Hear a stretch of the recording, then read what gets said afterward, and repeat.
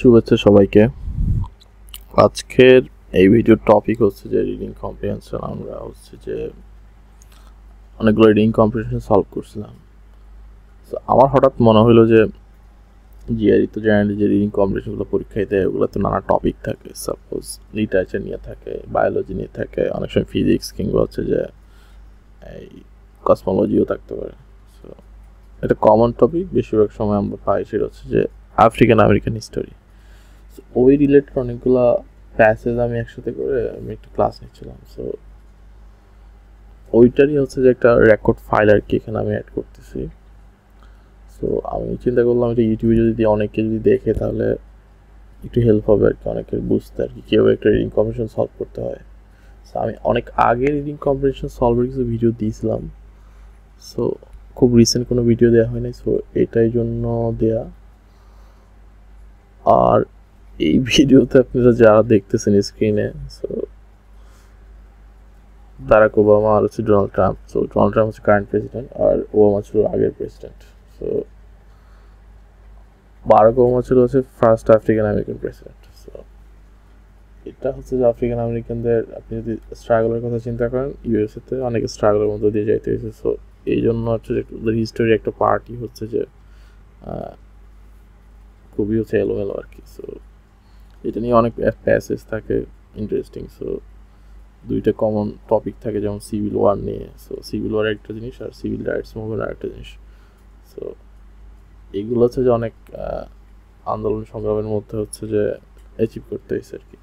So এই টপিকগুলো নিয়ে অনেক প্যাসেজ যেহেতু থাকে, সো আমি একটা ভিডিও হচ্ছে যে দেওয়ার ইচ্ছে ছিল ইউটিউবে এসব নিয়ে। সো আমি আশা করব আপনারা পুরো ভিডিওটা দেখবেন, একটা প্যাসেজ কীভাবে সলভ করতে এটা বুঝতে পারবেন। তারপরে হচ্ছে ইনফারেন্স কোয়েশ্চেন, তারপরে হচ্ছে যে প্যাসেজের মেইন আইডিয়া, পারপাস, হ্যাঁ এগুলা অনেক ক্ষেত্রে আবার ট্রানজিশন কীভাবে হয় একটা প্যাসেজে, দুইটা আইডিয়া কীভাবে হচ্ছে যে একটা আরেকটাকে কন্ট্রাস্ট হিসেবে চিন্তা করা যায়। সো একটা প্যাসেজের হচ্ছে যে এই শিফট কীভাবে হয়, যে একটা প্যারাগ্রাফের সাথে আরেকটা প্যারাগ্রাফের ডিফারেন্স, একটা পার্টের সাথে আরেকটা পার্টের যে শিফট হয়ে যায় আইডিয়াটা।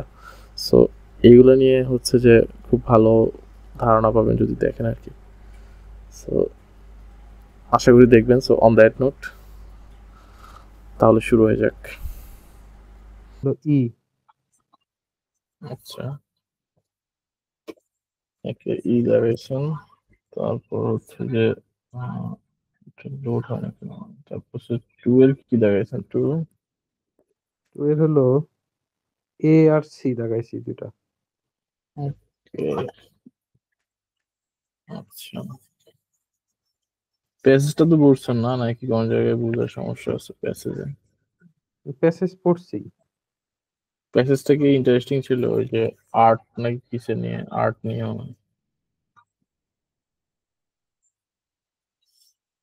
হ্যাঁ আর হ্যাঁ, আর্ট ভোকাবুলারি নিয়ে কি ছিল। অবস্থা, ভোকাবুলারি পড়ছিলেন? না, ভোকাবুলারির মধ্যে আমি পড়তে পারি না, ওই যে বললাম একটু ব্যস্ত ছিলাম। আমি হলো ওই যে কালকের থেকে মোটামুটি একটু ফ্রি থাকবো, এরপরে আবার আমি ওই যে 22-23 তারিখের দিকে একটু বাসার দিকে যেতে হবে। আমি ক্লাস করব 22 তারিখ বলতে হলো শনিবার, শুক্রবার শুক্রবার। 22 তারিখ শনিবারে বাসার দিকে যাব।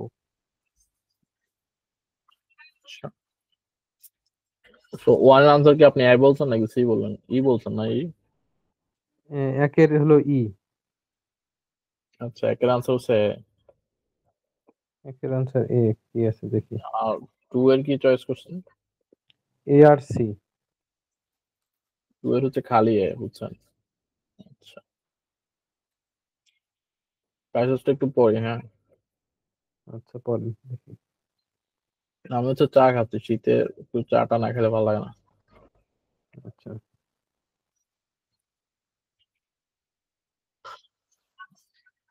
এখানে বলছে একটা পেইন্টার নিয়ে, পেইন্টারের নাম হচ্ছে মেলভিন গ্রে জনসন। তার জন্ম আর মৃত্যু সাল দেয়া আছে। Grew up in urban environments. তো আরবান মানে তো শহরে নাকি হুম গ্রাম, হুম। কি বলতেছে? শহরে, রাইট? রুরাল হচ্ছে গ্রাম। আচ্ছা, including New York city. So নিউ ইয়র্কটা হচ্ছে স্টেট আর কি, আর সিটি হচ্ছে যে শহর, এনওয়াইসি বলে এটা। হুম। সেখানে বলতেছে যে সিটি মানে হচ্ছে আরবানে জন্মগ্রহণ মানে আরবানে বড় হয়েছে, এটা sure. So birth in 1934, visited and painted scenes from the small town of Brightwood, Virginia. So বলতেছে 1934 আচ্ছা, এখানে একটা জিনিস খেয়াল করেন যে এই রাইটারের জন্ম হয়েছে 96-তে 1800, আর মৃত্যু হয়েছে 1934-এ। হুম, সো মৃত্যুর ওই বছরই সে হচ্ছে ভিজিট করছে 1934-এ হুম, এই ভার্জিনিয়ার ব্রাইটউডটা হচ্ছে ব্রাইটউড শহরটা হচ্ছে টাউনটা হচ্ছে ভিজিট করছিল। হুম, আর হচ্ছে যে কিছু সিনও আঁকছে, কোথায় আঁকছে এটা জানি না, নিউ ইয়র্কে আঁকছে নাকি ভার্জিনিয়া যায় আঁকছে, আই ডোন্ট নো। তারপর এখন বলছে সাম ক্রিটিক্স হ্যাভ এখানে যেমন আছে এই প্যাসেজ গুলোতে কিছু প্রবলেম আছে, যেমন এখানে হবে সেলিব্রেটেড, এখানে লিখতে সেলিব্রেট, বুঝছেন? হুম, মানে এই প্যাসেজ গুলো পাস্ট কোশ্চেন তো প্রিভিয়াস কোশ্চেন, সো যেভাবে কালেক্ট করছে হয়তো বিভিন্ন জায়গায় টাইপিং মিস্টেক আছে, সেন্টেন্স ভুল আছে, টেন্স ভুল আছে, বাট জিনিসটা আসলে ওই 100% ক্লিয়ার না, মানে প্রপার না, বাট 99% ঠিক আছে বাকিগুলো। তো আচ্ছা। এখানে সেলিব্রেটেড হবে, হ্যাঁ। সো এইগুলো একটু মিস্টেক গুলো আছে যে ইগনোর করেন, ঠিক আছে? ওকে, আচ্ছা। And কোন একটা ক্রিটিকদের কথা বলছে, ক্রিটিকরা হচ্ছে যে ব্রাইটউডের পেন্টিং গুলা মানে ওই শহর নিয়ে আঁকা পেন্টিং গুলাকে সেলিব্রেট করছে, which hmm, depict a vibrant natural landscape and close knit black community। আচ্ছা, এখন বলতেছে পেন্টিং গুলার মধ্যে কি ছিল টপিক, পেন্টিং গুলার টপিক হচ্ছে যে ন্যাচারাল ল্যান্ডস্কেপ, আর হচ্ছে যে খুবই ক্লোজলি নিট, মানে হচ্ছে যে সাপোজ এই গ্রামে জানে যেটা হয় যে সবাই সবার পরিচিত থাকে, খুব আহ, ঘনিষ্ঠ একটা হুম, কমিউনিটি থাকে। তো এখানে বলতেছে খুবই ঘনিষ্ঠ হচ্ছে যে ব্ল্যাক কমিউনিটির জিনিসপত্র হয়তো তার পেন্টিং এ ফুটে আসছে, হ্যাঁ। হুম, আচ্ছা, এখানে বলছে as Johnson Discovery of an authentic African American life in the rural south. এখানে বলতেছে জনসন যে হচ্ছে পেইন্টার ছিল, তার ওই ছবিতে হচ্ছে যে যদি আপনারা চেক করেন ওইখানে একটা জিনিস আপনি ডিসকভার করবেন, সেটা হচ্ছে যে অথেন্টিক আফ্রিকান লাইফ, মানে হচ্ছে রুরাল হুম, সাউথের আফ্রিকান মানে ওই আফ্রিকান আমেরিকানদের লাইফ স্টাইলটা সেটা অথেন্টিক ভাবে ফুটাই তুলছে। এখন হুম, এখন এখানে আমরা জানতাম যে তার এই বড় হচ্ছে যে এই আরবান এনভায়রনমেন্টস, বাট এখানে বলতেছে যে সে রুরাল সাউথের হচ্ছে যে এই African American life style Discovery করা যাচ্ছে তার পেন্টিং এ। তো হুম, এখানে জিনিসটা হচ্ছে একটু অপোজিট, মানে তার বড় হয়েছে এক জায়গায় আর তার পেন্টিং এ ফুটে উঠছে হচ্ছে আরেক ধরনের জিনিস। তো আরবান আর রুরাল একটা ডিফারেন্স ক্রিয়েট হয়েছে এখানে। আচ্ছা, তো আমি এগুলো বলতেছি কারণ পড়ার সময় হচ্ছে খুবই অ্যাক্টিভ রিডিং করতে হয়, তো অ্যাক্টিভ রিডিং মানে হচ্ছে ছোটখাটো নুয়ান্স গুলো ধরা লাগে, কারণ এগুলো একটু বেস করে কোশ্চেন আসে। আচ্ছা, এবার বলছে this view which reflects a common tendency two regard African American artist imagery as unmediated documentation of direct experience overlooks Johnson's interpretive thinking. So এখানে বলতেছে ক্রিটিকদের যে ভিউটা ছিল যে তার এই ছবিগুলো তারা যে সেলিব্রেট করছে, এখন ওদের যে ভিউটা ছিল এই যে সেলিব্রেশন, যে ওরা হচ্ছে খুব পজিটিভ জিনিসটা নিয়েছে যদি ধরে নিলাম আর কি, হ্যাঁ, যেহেতু সেলিব্রেট করছে। মানে এই জিনিসটা কি রিফ্লেক্ট করে, এটা একটা জিনিস রিফ্লেক্ট করে, সেটা হচ্ছে যে এই আফ্রিকান আমেরিকানদের যে নিয়ে হচ্ছে যেসব আর্টিস্টরা কাজ করছে ওগুলার যে আপনি যদি বলেন যে ডকুমেন্টারি যে ভ্যালু আর কি, তারপর এখানে হুম, ডকুমেন্টেশন ভ্যালু হচ্ছে, মানে ডকুমেন্টেশন বলতে বোঝাচ্ছে যে পেইন্টিং, যদি আপনি কোনো একটা লেখা লেখেন হুম, তাহলে হচ্ছে ওটা ডকুমেন্টেশন হচ্ছে বই। মানে ওরা বলতে চাচ্ছে যে জেনারেলি হচ্ছে যে কমন টেন্ডেন্সি হচ্ছে কেউ যদি কোনো কিছু করে আমরা ধরে নিই যে ওটা হচ্ছে ওর এক্সপিরিয়েন্স থেকে নেয়া। এখন এইখানে বলতে চাচ্ছে যে ক্রিটিকদের যে ভিউ ছিল, ভিউটা হচ্ছে যে এই জনসনের যে পেইন্টিং গুলো ওটাও হয়তো ডিরেক্ট এক্সপিরিয়েন্স থেকে নেয়া কোনো একটা জিনিসের এই আনমিডিয়েটেড ডকুমেন্টেশন, মানে হচ্ছে যে এই জনসন হচ্ছে ওই ছবিগুলো আঁকছে হচ্ছে তার এক্সপিরিয়েন্স থেকে, এটা বলতে চাচ্ছে। মানে এখানে আবার কমা দিয়ে এক্সপেরিয়েন্স বলছে থেকে, যে এবং বলতেছে যে ছবিগুলো র টাইপের আর কি, মানে অনেকটা হ্যাঁ হলো আনমিডিয়েটেড, হ্যাঁ মানে ওই আনমিডিয়েটেড যে মানে হচ্ছে র। যেরকম বাস্তবে সেরকম সেরকম ইয়া করছে আর কি। হুম, হ্যাঁ, আচ্ছা। সো এখানে কমা দিয়ে বলছে যে ওভারলুকস জনসন ইন্টারপ্রেটিভ থিঙ্কিং, মানে হচ্ছে ওই ভিউটা হচ্ছে যে একটা জিনিসকে ইগনোর করতেছে, হুম, ওভারলুক করতেছে। কি ওভারলুক করতেছে সেটা হচ্ছে জনসন যে ইন্টারপ্রেটিভ থিঙ্কিং করতে হতো, মানে ওই থিঙ্কিং এর স্টাইলটা ইন্টারপ্রেটিভ হোয়াট এভার, এটা বাংলা কি বলতে পারবেন? হুম, হুম। সো হোয়াট এভার যেটাই হোক না কেন, কোনটা? বাংলাটা হয়তো ইন্টারেস্টিং কিছু একটা হবে, ইন্টারপ্রিটেশন থেকে আসছে আর কি। সো জনসনের ইন্টারপ্রিটিভ থিঙ্কিং জিনিসটা হচ্ছে যে ওই ক্রিটিকদের যে ভিউটা ছিল ওটা সে ইগনোর করছে, মানে ওভারলুক করছে, রাইট? আচ্ছা, in truth Johnson's conceptualization of south was largely formed before he left New York. So এখন হচ্ছে সত্য কথা বলতেছে, এতক্ষণ ছিল হচ্ছে যে এই কমন টেন্ডেন্সি কি ছিল এগুলোতে ছিল, মানে ওগুলো যে ট্রু ছিল জিনিসটা এমন না আর কি, ওগুলো হচ্ছে ক্রিটিকরা কি চিন্তা করছে এইসব কথা, তাই এখন একদম সত্য কথা বলতেছে। বলতেছে জনসনের যে সাউথ নিয়েছে, যে তার যে আইডিয়া ছিল, কনসেপ্টটা ছিল, ওটা বলতেছে ওটা হচ্ছে সে নিউ ইয়র্ক থেকে ওই যে প্রাইজ নিয়ে যাওয়ার আগেই হয়তো তৈরি হয়ে আসছে, বুঝছেন? was largely formed before he left New York. So এটা সত্য হুম, কথা, হুম, যেহেতু সত্য বলছে, বলতে হুম, চাচ্ছে যে জনসনের এই যা আঁকছে আর কি, হ্যাঁ, ও যে কনসেপ্টটা পাইছে হচ্ছে যে সে নিউ ইয়র্ক থেকে অন্য জায়গায় যাওয়ার আগেই। আচ্ছা, সো এখানে আরো ক্লিয়ার করছে, where he had started the French expression Paul Cezanne, মানে বলতে চাচ্ছে সে নিউ ইয়র্ক ছাড়ার আগেই নিউ ইয়র্কের হচ্ছে যে সে একটা পড়াশোনা করছে কোন একটা এক্সপ্রেশনিস্ট নিয়ে ফ্রেঞ্চের, ওটার নাম হচ্ছে পল সিজন। তো এখন হচ্ছে দেখেন যে এতক্ষণ আমরা জানতাম হচ্ছে একটা জিনিস, যে সে একটা জায়গায় ঘুরে আসছে, ওখান থেকে হয়তো লিখস আঁকছে এগুলা। তারপর বলতে যাচ্ছে যে ক্রিটিকদের যে ভিউটা ছিল ওটা হচ্ছে আমরা জানি যেটা চিন্তা করে একটা জিনিস ঘুরে এসে আঁকা। তারপর বলতেছে যে ক্রিটিকরা একটা জিনিস ওভারলুক করছে, সেটা হচ্ছে জনসন হুম, ইন্টারপ্রেটিভ থিঙ্কিং। আচ্ছা, তারপর বলতেছে ইন ট্রুথ জনসন হচ্ছে যে ওই যে আইডিয়াটা ছবি টবি আঁকার, যে আফ্রিকান আমেরিকান লাইফ স্টাইলকে এখানে রুরাল সাউথের যে লাইফ স্টাইল ওই যে আঁকবে, ওটার আইডিয়াটা সে আসলে নিউ ইয়র্ক ছাড়ার আগেই পাইছে। নিউ ইয়র্কে সে কি করছিল, সে হচ্ছে যে হুম, হুম। পলিসি জানিয়ে পড়াশোনা ওই করছে। জন পলের এক্সপ্রেশনিস্ট মানে ইসের হচ্ছে থেকে। ওই যে আর্টের, হ্যাঁ, আর্টের বিভিন্ন যে ইয়ে আছে না, যে এই ইংলিশ লিটারেচার যেমন রোমান্টিক যুগের সাহিত্য আছে, তারপর হচ্ছে যে এলিজাবেথিয়ান পিরিয়ড আছে। তো ওদের আর্টেরও তো হুম, বিভিন্ন ধরনের টাইপ আছে, রাইট? সো এটা এক্সপ্রেশনিস্ট বলতেছে পলিসি। হুম, আচ্ছা, সো এরপর এখানে একটা জিনিস কাছে বোল্ড করে দিছে, Johnson's Brightwood hmm, paintings reflect Cezanne's stylistic influence and tendency to present rural life as an idyllic alternative to modern industrialism. So এখানে একটু ক্লিয়ার করছে যে পল সিজনের কাহিনীটা কেন আসছে। এখানে বলতেছে পল সিজনের হুম, কাহিনীটা আসছে, এটা কারণ হচ্ছে যে জনসনের যে পেইন্টিং গুলো ছিল ব্রাইটউডের, ওই যে ভার্জিনিয়ার জিনিসপত্র নিয়ে, ওই স্মল টাউন ব্রাইটউড নিয়ে, ওটা আসলে একটা জিনিসকে রিফ্লেক্ট করে, সেটা হচ্ছে যে পল সিজনের স্টাইলিস্টিক ইনফ্লুয়েন্সকে রিফ্লেক্ট করছে, এবং হুম, ওই tendency two present rural life as an idyllic alternative to modern installation, মানে হচ্ছে পল সিজনের যে টেন্ডেন্সি ছিল ইন্ডাস্ট্রিয়াল মানে মডার্ন লাইফস্টাইল বাদ দিয়ে আপনারা হচ্ছে রুরাল লাইফকে হচ্ছে প্রেজেন্ট করবেন, ওই হুম, জিনিসটার আইডিয়া থেকে হচ্ছে যে মানে ওই এই ইনফ্লুয়েন্স থেকে হচ্ছে যে জনসন হচ্ছে ওই ছবিগুলো আঁকছে, এখানে হচ্ছে খুব ক্লিয়ারলি বলে দিচ্ছে আর হুম, কি, বুঝতে পারছেন? তো এটা হচ্ছে প্যাসেজের কাহিনী। হুম, প্রথমে বলছে যে একটা আইডিয়া যে সে ঘুরে আসছে হয়তো এইভাবে, যে ক্রিটিকরা চিন্তা করছে, এরপরে সত্য কথা বলছে।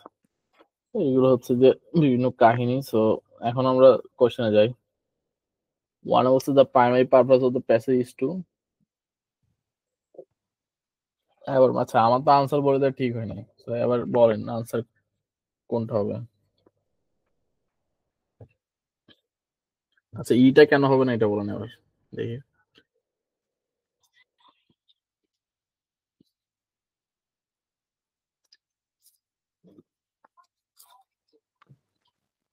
আমারও তো একই প্রশ্ন যে এইটা কেন হবে না। আচ্ছা আচ্ছা, তো এটা প্যাসেজের পারপাস বলতে কি, মানে প্যাসেজটা কেন হচ্ছে যে টাইটেল লিখছে, বুঝছেন? যেমন যেমন একটা বইয়ের রাইটার একটা বই লেখা হচ্ছে তার আইডিয়া এক্সপ্রেস করার জন্য, রাইট? হুম, এখানে রাইটারও হচ্ছে যে এই প্যাসেজটা লিখছে হচ্ছে কোনো একটা পারপাস সার্ভ করার জন্য। এখন এটার পারপাস হচ্ছে যে একটাই, সেটা হচ্ছে যে সবাই জানতো যে কি ঠিক চিন্তা করছে, কমন টেন্ডেন্সি বা কিছু ছিল হচ্ছে যে সে একটা জায়গা থেকে ঘুরে এসে আইডিয়া পায় ছবি আঁকছে। এখন লাস্টে যে সত্য কথা বলছে যে সে অ্যাকচুয়ালি ওইখান থেকে যাওয়ার আগে ওই জিনিসপত্র নিয়ে এই ছবি আঁকার ইনফ্লুয়েন্স পাইছে কোন একজনের কাছ থেকে, হ্যাঁ। সো এটা হচ্ছে প্যাসেজের পারপাস। হুম, এখন ইতে সমস্যা কি, ইতে বলছে call attention to an aspect of Johnson technique that has been largely overlooked. এটা কিন্তু সত্য, ওটা মিথ্যা কথা না, কিন্তু এটা আসলে প্যাসেজের পারপাস না, বুঝছেন?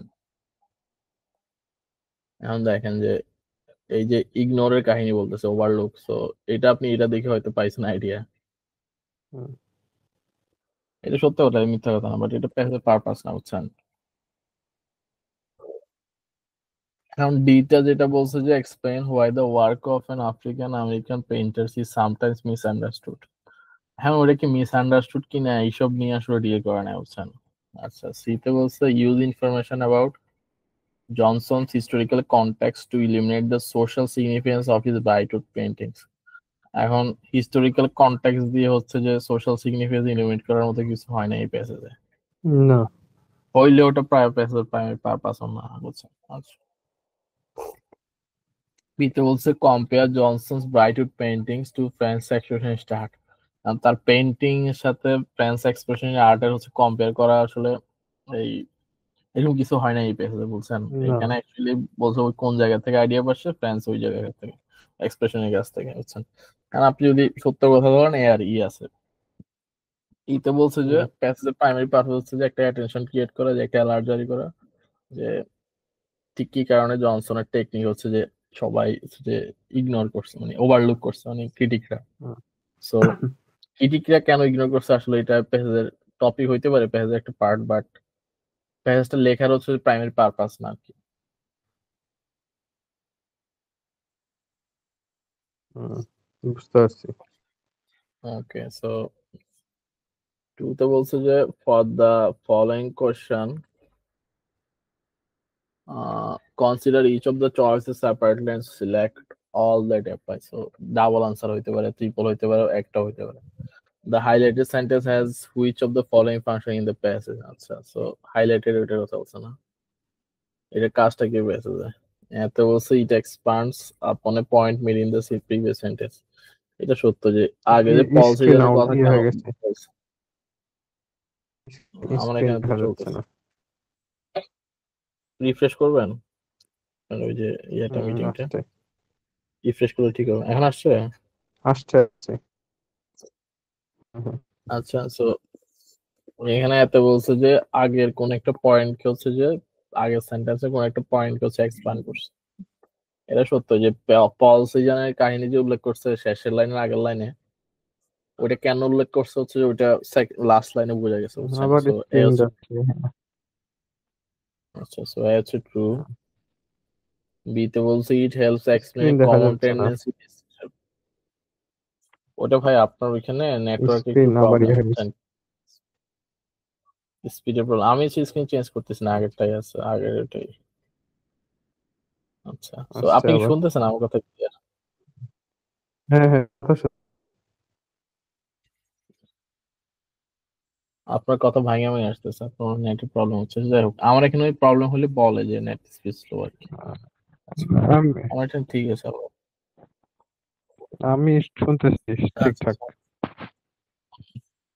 বিতে বলছে it helps explain a common tendency described earlier in the passage. So এখানে চাচ্ছে যে আগে কোন একটা টেন্ডেন্সি, যেটা বলছে যে কমন টেন্ডেন্সিটা কি আমরা জানি, এটা আমরা পড়ছি এখানে, যে কমন টেন্ডেন্সি ছিল হচ্ছে যে মানুষজন এক্সপেরিয়েন্স থেকে হচ্ছে ছবি আঁকে, এটা হচ্ছে কমন টেন্ডেন্সি। এখন কমন টেন্ডেন্সি আসলে এক্সপ্লেন করেনি, এখানে হচ্ছে উল্টা করছে, যে কমন টেন্ডেন্সি জিনিসটা যেটা এটাকে ক্যান্সেল করে দিচ্ছে। বি হচ্ছে হবে না। সি হচ্ছে যে it identifies a way in which Johnson sought to differentiate his work from that of other artist. আসলে জনসন এই কাজ করে কি তার আর্টকে হচ্ছে যে অন্য আর্টিস্টদের কাছ থেকে যে ডিফারেন্সিয়েট করছে এরকম কোনো কিছু পাওয়ার নাই এখানে, বুঝছেন? না। এখন এটা এরকম আনসার হইতে পারে যখন হচ্ছে আপনি যদি বলেন ইনফারেন্স কোয়েশ্চেন, যে প্যাসেজের বাইরে জিনিসপত্র নিয়ে আপনি কি এই এগ্রি করবেন নাকি ডিসএগ্রি করবেন, এই টাইপের কিছু প্রবলেম থাকে, যে it can be inferred from the passage, তারপরে উড মোস্ট লাইকলি এগ্রি। তো ওরকম কোয়েশ্চেন না, এটা ওটা যা যা জানতে চাচ্ছে সেন্টেন্সের ফাংশনটা কি, সেন্টেন্সটা এখানে দিছে কেন, এটা জানতে চাচ্ছে, বুঝছেন? সেন্টেন্সের কাজটা কি। তো এটা কাজ হচ্ছে আগে যে আইডিয়াটা ছিল যে পল সিজন একজন নাম উল্লেখ করছে, ওর স্টাডি উনি এই ওর প্রথম আগের লাইনে ছিল হচ্ছে জনসন হচ্ছে যে পল সিজনের জিনিসপত্র স্টাডি করছে। তো পরে এরা আসলে পল সিজন আমরা পড়লাম, তো পল সিজন জিনিসটা কেন হঠাৎ করে, সে কেন এই জিনিসটা এক্সপ্লেন করছে পরের লাইনে। তো এটা আনসার হচ্ছে it expands upon a point made in the previous sentence. আচ্ছা, তো এটা প্যাসেজটা গেল। সো ওয়ান এর আনসার হচ্ছে যে কি এ, আর টু এর আনসারও কি এ। এ ওকে, সো 6 গেল, 215। 215 ওয়ান এর আনসার কি দিছেন? প্রথমটা হলো এ, হয়েছে, তারপর? তারপরটা হলো এ প্লাস বি। হ্যাঁ হয়েছে, এটা তো আপনার হইলো। আচ্ছা, এই প্যাসেজটা মনে হয় ইজি ছিল না?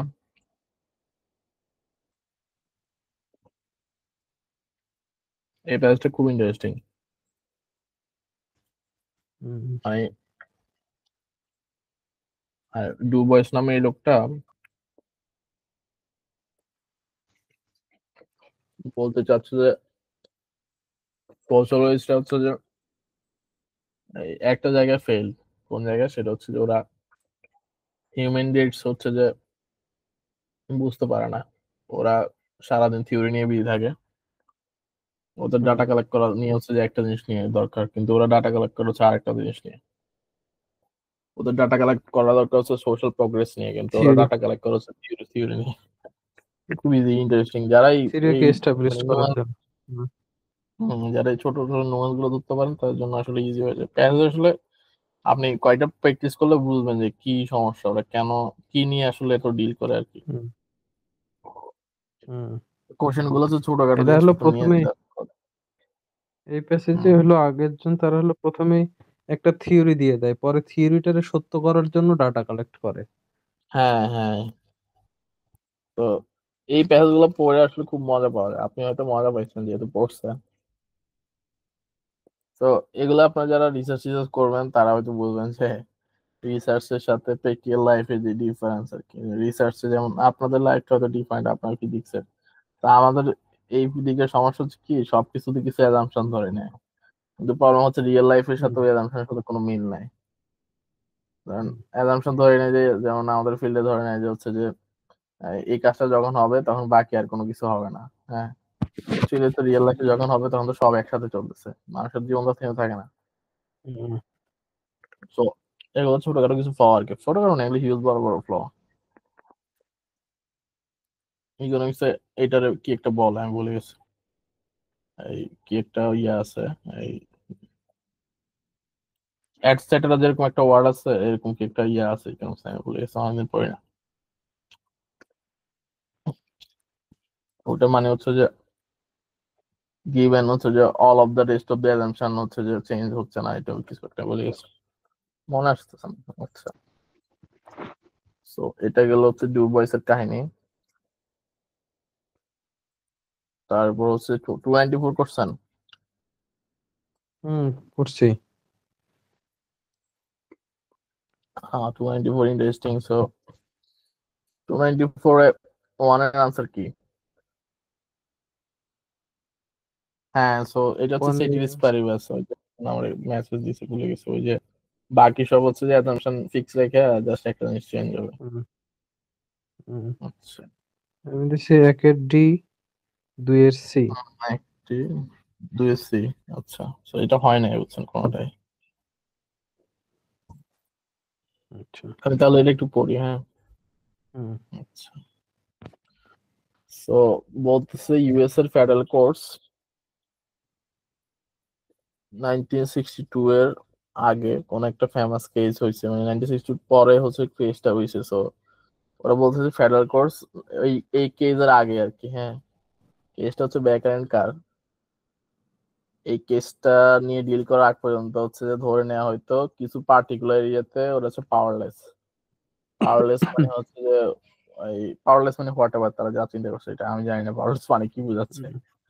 তো ওই কিছু এরিয়া বাংলাদেশের যেমন ইয়ার বলছে, মতো, সুপ্রিম কোর্টের মতো হইতে পারে। হ্যাঁ বাংলাদেশেরটা তো আসলে এই জুডিশিয়ারি, আর হচ্ছে যে এই আরেকটা কি আছে,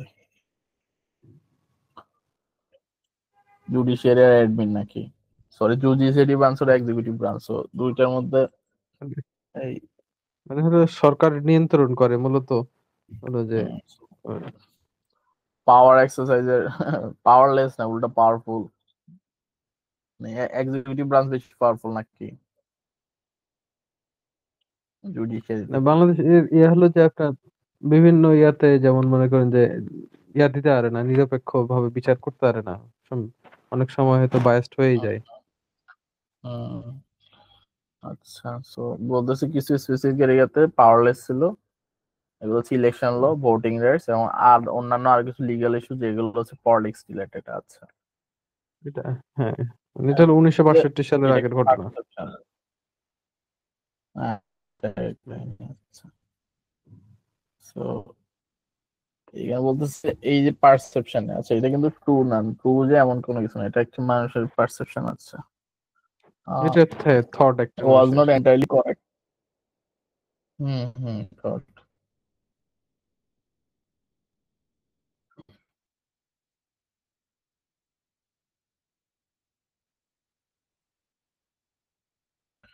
এখন কথা হচ্ছে যে বলতেছে যে মানে ভাঙিয়ে দিচ্ছে আর কি, যে প্রপার না, ভাঙিয়ে দিচ্ছে এখানে। তো এখানে বলতেছে যে as pre 1962 Supreme Court decisions such as that in the case of Smith versus Albright demonstrated in the wake of that decision voting partition among African American in the South increased substantially. আচ্ছা, so 1962 তে ওরা বলছে যে powerless ছিল, 1962 এর আগে federal court, এখন আসছে সুপ্রিম কোর্টের কাহিনী। বলতে সুপ্রিম কোর্ট হচ্ছে যে 1962 এর আগে কোন একটা কেস নিয়ে কি কিছু একটা করছে স্মিথ ভার্সেস অলরাইট, যেটা ডেমনস্ট্রেট করছে যে ওইটার যে ডিসিশন আর কি, ওটা ডেমনস্ট্রেট করছে কি যে আফ্রিকান আমেরিকানদের হচ্ছে যে সাউথে ভোটিং পার্টিসিপেশন বাড়ে গেছে সাবস্টেন্সিয়ালি। সো এটা হোয়াট এভার, এটা হচ্ছে যে একটা ইনফরমেশন দিল আর কি, মানে আগে পারসেপশনটা যে কারেক্ট না এটা প্রমাণ করার জন্য একটা এক্সাম্পল দিছে এখানে। এখন আবার বলছে হাওয়ার, হাওয়ার মানে কি বলতে পারবেন? হাওয়ার মানে হচ্ছে আগে ধরেন আপনি একটা কথা বললেন যে সে এটা করে নাই, তো আবার হাওয়া দিয়ে বলতে পারেন সে এটা করতেও পারে। সো মানে এরকম ওটা যাই হোক আসলে আর কি, এরকম বলা হয়।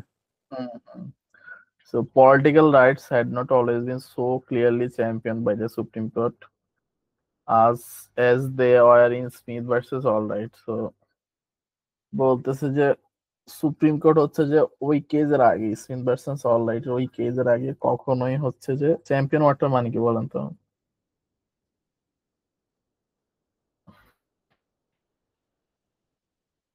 চ্যাম্পিয়ন মানে হলো এখানে জয়ী বলা যায় তার, সুপ্রিম কোর্ট এসবের বিষয়ে আহ মানে উম, আধিপত্য ছিল এরকম কিছু বোঝায় এখানে। না, না, হ্যালো। এটা একটা minute, একটা minute হচ্ছে। ওকে, indeed, the transformation between the Civil War and 1962 was such that in reviewing voters' right cases over the intervening decades, one feels like an archaeologist cutting through distinct layers in which judicial decisions uncovered reveal a pattern of ideological and societal change. So, এখানে কি বলতেছে যে civil war কবে হয়েছে বলতে পারবেন আমাকে? বুঝি নাই। সিভিল সিভিল ওয়ারটা ওয়ার কত সালে হয়েছে? হুম, 1860-এর দিকে। আচ্ছা, সো সিভিল ওয়ার আর 1962 এটার মাঝামাঝি বলতেছে কোন একটা ট্রান্সফরমেশন মানে চেঞ্জ ঘটে গেছে। হুম, সেটা গুলো হচ্ছে যে এই মাঝখানে যে ডিকেট গুলো ছিল, দশকের কথা যদি চিন্তা করি, ভোটার রাইটে যদি চিন্তা করি যে ভোটার রাইটে যে কেস আর কি, এখানে কেসটা হচ্ছে আফ্রিকান আমেরিকান ভোটার পার্টিসিপেশন বাড়ে গেছিল। তো এখানে বলতে যাচ্ছে যে ওই দিকের 1800 মানে সিভিল ওয়ার হচ্ছে মানে সিভিল ওয়ার আর 1962 ওই যে 100 বছর ইতিহাস যদি আমরা দেখি, ওইখানে আসলে অনেকগুলো চেঞ্জ হয়েছে ইন দ্য মিন টাইম। হ্যাঁ, সো এগুলোর কথা যদি আমরা চিন্তা করি, এটা মনে হবে যে আর্কিওলজিস্টের কাজ কি বলতে হবে। আর্কিওলজিস্ট মানে কি, নৃতত্ত্ববিদ নাকি? প্রত্নতত্ত্ববিদ আর কি। হ্যাঁ, আগে প্রত্নতত্ত্ববিদ। যতটুকু- তো আর্কিওলজিস্টদের মতো যে ওরা ধরেন কোনো কিছু খুঁজতে গেলে প্রথমে হচ্ছে যে উপরের ছাদ পায় মাটির নিচে, যে যেমন আপনি ওই যে কোন একটা হুম, বৌদ্ধ বিহার উদ্ধার করলেন, হুম, হুম, তো উপরে ছাদ পাবেন, তারপর নিচে কাটতে কাটতে আস্তে আস্তে পুরো জিনিসটা পাবেন। তো এখানে বলতেছে যে ট্রান্সফরমেশনের কথা চিন্তা করলে মনে হচ্ছে একটা আর্কিওলজিস্টের কথা। যেমন হচ্ছে একটা লেয়ার পর লেয়ার কাটার পর সে হচ্ছে অনেকগুলো জুডিশিয়াল ডিসিশন পায় আর কি, যেগুলো হচ্ছে যে একটা প্যাটার্ন বের করে, যে প্যাটার্নটা হচ্ছে যে যেমন আইডিওলজিক্যাল আর সোশ্যাল যে চেঞ্জেস ওভার দ্য ইয়ার্স, তো ওই প্যাটার্নটা পাওয়া যায় আর কি। তো এটা খুব ইন্টারেস্টিং একটা হচ্ছে যে, আচ্ছা আপনাদের যে আমি বললাম না যে ইংলিশ লিটারেচার যেমন এজ লাইক, তারপর মেটাফোর, সিমিল, তারপর কি কি আছে, তো এখানে কি ওয়ান ফিলস লাইক অ্যান অ্যানার্কোলজিস্ট, একটা তুলনা বুঝেছে, রাইট? হুম, হুম। আচ্ছা, কম্পেয়ার করা হয়েছে। কম্পেয়ার করছে যে আর্কিওলজিস্টের সাথে। সো এটার পুরো কাহিনীটা কি, কাহিনীটা হচ্ছে যে প্রথম একটা পারসেপশন ছিল, তারপর এই পারসেপশন যে কারেক্ট না এটা বলছে, এক্সাম্পল দিছে, তারপর আবার হাওয়া দিয়ে বলছে যে না, এই ওই কেসটা আগ পর্যন্ত এই কখনোই সুপ্রিম কোর্ট সাপোর্ট দেয় নাই। তারপর বলছে যে মাঝখানের এই যে সিগুলার পরবর্তী সময় হচ্ছে বিশাল চেঞ্জ ঘটে গেছে। তো সেই প্যাসেজ সামারি, একটু প্যাসেজ পড়ার সময় সবসময় খেয়াল রাখতে হয় যে প্রত্যেকটা সেন্টেন্সে কি বলতেছে এটা বোঝা লাগে। তারপর ওই সেন্টেন্সের সাথে পরের সেন্টেন্সের কানেকশন এটা বোঝা লাগে, ট্রানজিশন যেটা বলে। তারপর কিছু স্ট্রাকচারাল ওয়ার্ড আছে যেগুলো বলে স্ট্রাকচারাল ওয়ার্ড আর কি। হুম। এইগুলোর কারণে হচ্ছে যে অনেক সময় অর্থ চেঞ্জ হয়। তো এই ওয়ার্ড গুলা একটু খেয়াল রাখে যে কি হচ্ছে, যে এখানে হাওয়ার আছে, আবার এখানে আবার ইন্ডিড বলছে। ইন্ডিড মানে কি, ইন্ডিড ভালো বাংলা কি বলতে পারবেন? প্রকৃতপক্ষে আর কি, বাস্তবিক অর্থে। আমরা হচ্ছে ইংরেজি প্যারাগ্রাফ লেখার সময় এই ওয়ার্ড প্রচুর ইউজ করতাম। আচ্ছা, তো যাই হোক এগুলাই হচ্ছে কাহিনী আর কি, এখানে ইন্টারেস্টিং অনেক কথাই আছে। এই পেজ গুলো হচ্ছে যে এক পেজ পুরো হলে তাহলে পড়তে মজা লাগতো, এটা খুব ছোট তো পুরো মজা নাই। আগে অনেক বড় বড় পেজ আসতো বুঝছেন, তখন পেজ পড়ে একটা হুম, মজা ছিল, কিন্তু ওগুলাতে একটা পেজ থেকে 4টা কোশ্চেন আসতো, তো আপনি যে পুরো পেজটা কোনোভাবে বুঝেন, তো আপনার একটা ভালো একটা মার্ক যদি কারেক্ট করতে পারেন তাহলে একটা ভালো গেইন আসতো আর কি। ওরা এখন বাদ দিছে, কারণ আমরা আসলে এখন রিলস আর শর্টস এর যুগের মানুষ, তো হুম। আমরা আসলে এত বড় T20 ফোকাস রাখতে খেলতেছে। পারি না। হ্যাঁ, আমরা এখন টি-20। আচ্ছা, সো ওয়ানের আনসার কি দিয়েছেন আপনি? ভুলে ওয়ান গেছি। এর আনসার দিছিলাম ডি। আচ্ছা, বলছে the author of the passage uses the analogy of the archaeology most. আচ্ছা, ওই আর্কিওলজি নিয়ে কথা বলতেছে, আর্কিওলজি অ্যানালজিটা কেন টানছে? আচ্ছা, আপনি বলতে চাচ্ছেন যে indicate that much of the history of voters right has been lost. আচ্ছা, so এটা তো আসলে ট্রু না, এটা তো মিথ্যা কথা যে ভোটার রাইটস এর হিস্টোরি হচ্ছে যে সিভিল পরবর্তী সময় লস্ট হয়ে গেছে, এটা বলতে চাচ্ছে নাকি আমি উল্টা বলতেছি? যাই হোক, সিভিল ওয়ার পরবর্তী, সিভিল ওয়ার থেকে এর পরবর্তী মাঝখানে ভোটার রাইটস এর হিস্টোরি মুছে গেছে, এটা হবে না তো। এটার জন্য এটা দেয় নাই। এটা খুব সুন্দর বিষয় আছে, তো আমরা অপশন গুলো পড়ি। হ্যাঁ, এতে বলছে contrast judicial decision made after 1962 concerning voter rights ও decision made immediately after civil war. Judicial decision 1962 সাথে পরে যে আপনার জুডিশিয়াল নাইনটি ডিসিশন সিক্স গুলো এর হয়েছে। পরের 96 এর পরের ঘটনা কি এখানে এভাবে করছে? না, এখানে তো আসলে মূলত 1962 না, আমরা আসলে এই 1962 আর হচ্ছে 1860 ওই মাঝামাঝি ডিকেড গুলো জিনিসগুলো কম্পেয়ার করছে। হুম, তো এটা যদি আমি একটা নাম্বার লাইনে আঁকি, তো এটা হচ্ছে ধরেন এই 1 আর 2 এর মাঝামাঝি এই জিনিসপত্র নিয়ে কথা বলছে, সো 1 থেকে কম নিয়ে কথা বলা নাই, 2 থেকে বেশি জিনিসপত্র নিয়ে কথা বলা হুম, নাই। তো এই জন্য হচ্ছে ইনকারেক্ট, রাইট? হুম। সো আমি ম্যাথে চলে গেছি হঠাৎ করে। সো বিতে বলছে কি, suggest that author is perplexed by many judicial decisions regarding voter rights, and author কি perplexed মানে কি, মানে confused। এখানে বলতেছে যে অথর কনফিউজ, আসলে অথর কনফিউজ হয়েছে কোনো হিন্ট আছে এখানে? কিছুই তো নাই, না, অ্যালজিটা আসলে ওই জন্য দেয় নাই বুঝছেন। আচ্ছা, সি হচ্ছে আনসার বুঝছেন, সিতে বলছে characterise the nature of change in judicial thinking regarding voter rights. So এটা কি কোনোভাবে ভুল প্রুফ করা যায়? সি দেখেন তো, রং প্রুফ করা যায়? মানে আমি জুডিশিয়াল থিং, মনে হয় এই যে ওইখানে জুডিশিয়াল। প্যাসেজ পড়তে গিয়ে না, আমি প্যাসেজ পড়তে গিয়ে কিছু জিনিস, একটা জিনিস হয়তো ভুল করছি, এই জন্য আমার এই জিনিসটা হয়েছে।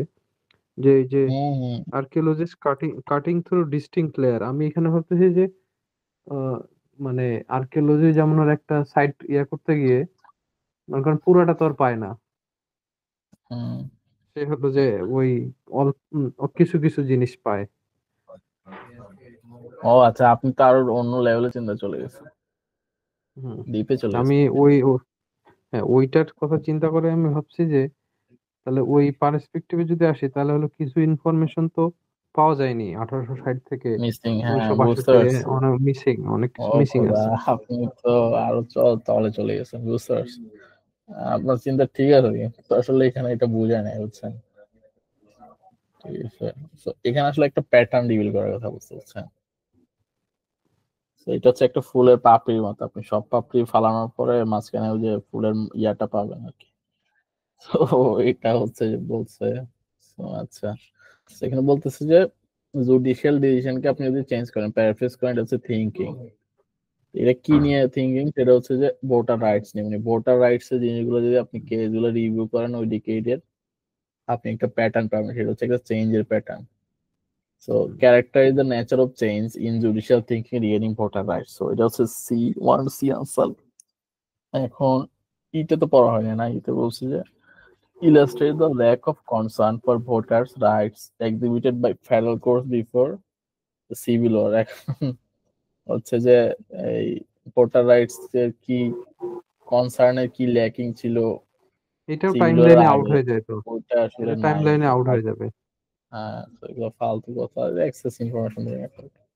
তো ওয়ান হচ্ছে সি, টুটা আপনি দেখেন না আবার কি আনসার হবে, যেহেতু প্যাচটা পড়লেন। প্যাকার এন্ড কেস নিয়ে কি ইনফার করা যায়, তো তার মানে প্যাসে ডিরেক্টলি না অপশন গুলো আপনাকে হচ্ছে যে পড়ে আসলে বুঝে নিতে হবে যে প্যাসে যেসব ইঙ্গিত ইনফরমেশন দেওয়া আছে ওগুলোর সাথে কোন জিনিসটা আসলে খুব ভালো ম্যাচ করে। ঠিক আছে, দেখেন এবার আপনি কি একটা বলছেন আনসার, ওটা হবে না, তো আপনি আনসারটা চেঞ্জ করতে পারেন, দেখেন।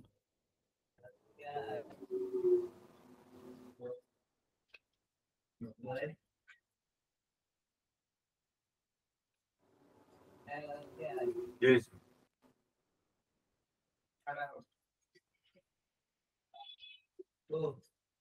কিসের টাকা? তো তুই তো কোনো টাকা পাবি না আমি।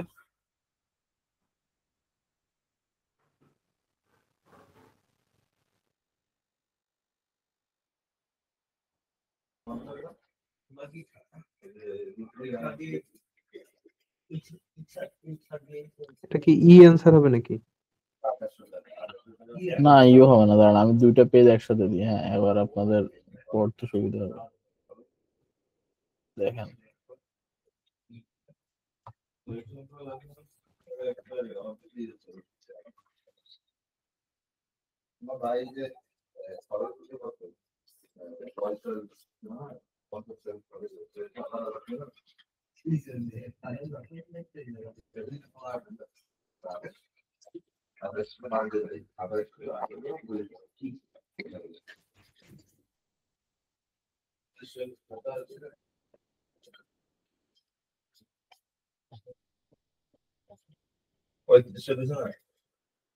কোনটা হবে তাহলে এখানে? আনসার হচ্ছে বি।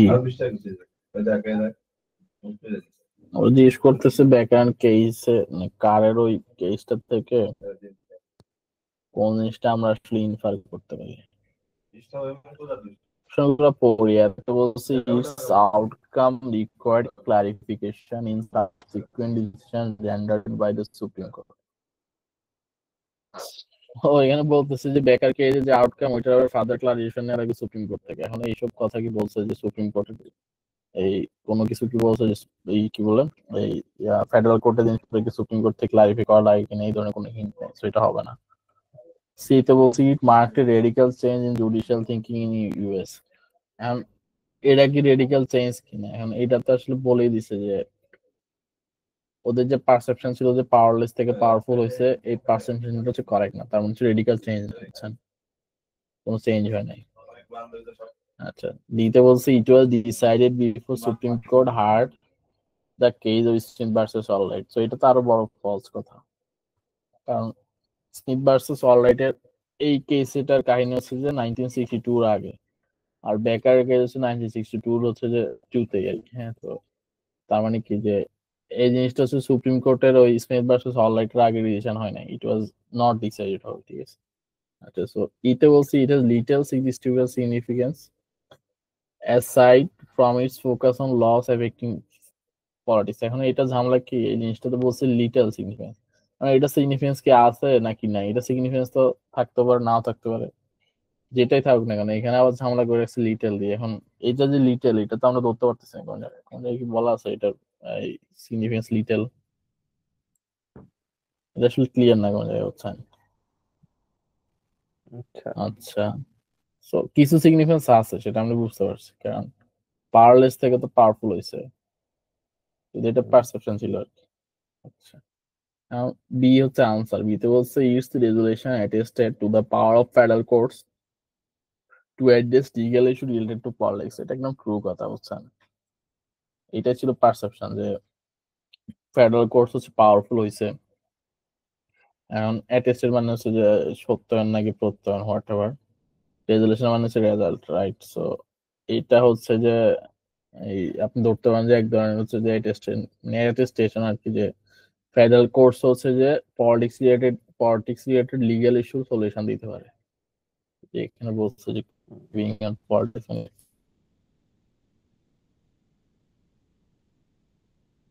ফার্স্ট সেন্টেন্সে প্যারাফ্রেজ করলে যা হয় সেটা হচ্ছে যে এই টু এর হচ্ছে বি অপশনটা, বলছেন টু এর যে ফার্স্ট সেন্টেন্সে বলছে যে একটা পাওয়ারফুল হয়েছে। সো এখানে হচ্ছে দুই লাইন মানে দুই তিন স্টেপ আগানো থাকে জেনারেলি, যে ইনফারেন্স কোশ্চেন তো প্যাসেজ ডিরেক্টলি থাকে না। সো এখানে বলেছে যে ইউএস রেজুলেশন অ্যাটেস্টেড, মানে এই কথাটা আসলে এই ফার্স্ট সেন্টেন্সে ছিল না ডিরেক্টলি। সো এখানে একটু আগায় দিচ্ছে দুই তিন লাইন, আর তো এটা ইনফারেন্স কোশ্চেন হবে না, নাহলে কোশ্চেন তো হয়ে যায় এরকম যে অ্যাকর্ডিং টু দ্য প্যাসেজ, এই টাইপের কিছু কোশ্চেন আপনারা পাইছেন নিশ্চয়ই আগে, যে ডিরেক্ট প্যাসেজ থেকে চয়েস করতে হবে। আচ্ছা, তো এটা নিয়ে কোনো কনফিউশন আছে? না ঠিক আছে। ওকে, সো টু এর আনসার বি, ওয়ান এর আনসার কি দিয়েছিলাম? ওয়ান এর আনসার হচ্ছে C, characterize the nature of change. আচ্ছা, হুম, আমি হচ্ছে যে এগুলার ওই সবগুলো শেষে আমার কাছে সলিউশন করাই আছে, এখানে এই যে মার্ক করা আছে আর কি সবগুলো। সো এইটা আপনার দিয়ে দেবো না, এখন আবার দিচ্ছি না। পোর্ট কি পড়ছেন না পুরাটাই? কোনটা? Four African American drama. হ্যাঁ হ্যাঁ পড়ছি। সো এটা ওয়ান এর আর টু এর আনসার কি দিচ্ছেন একটু বলেন শুনি। এটাতে মনে হয় তিনটা আছে। থাকতে পারে, হ্যাঁ আছে। ওয়ান এর কি? এটা ওয়ানে দিছে হলো ই, টু? টু এ হলো এ, আচ্ছা, থ্রি তারপর এ থ্রি এ হলো ডি। টুটা হয়েছে, বুঝছেন, একটা কি হয়েছে? টুটা হয়েছে। আচ্ছা, এ তো খুবই খারাপ অবস্থা দেখতেছি। হ্যাঁ, এগুলো পড়ার সময় কি আপনার মনে হয়েছিল যে হয়ে যাচ্ছে স্বভাবে, এরকম মনে হয়েছিল নাকি হয় নাই, হওয়ার তো কথা। না সবগুলোর ক্ষেত্রে না, আমি এক নম্বরে যেমন মনে হয়েছিল ই নাকি ডি, হুম, এরকম একটা কনফিউশন ছিল। আচ্ছা,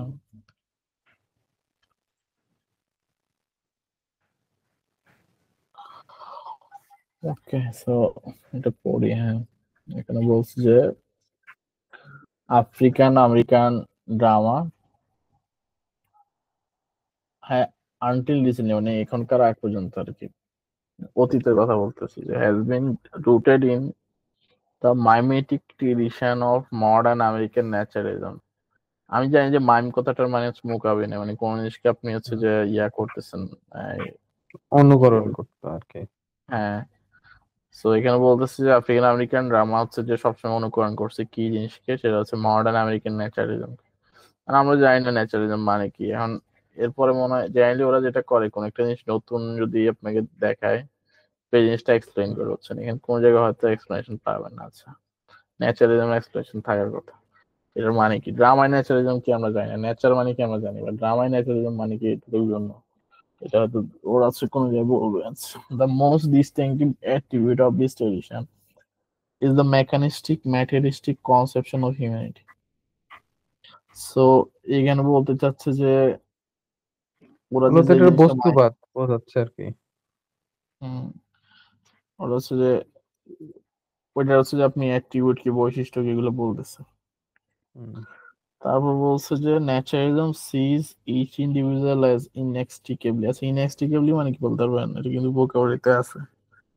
এটা মানে এই যে ইনএক্সট্রিকেবলি মানে ওতপ্রোত ভাবে। হ্যাঁ হ্যাঁ, মানে এই যে জিনিসটা একদম কানে মানে বাদ দিতে পারবেন না আপনার হুম, সিস্টেম থেকে।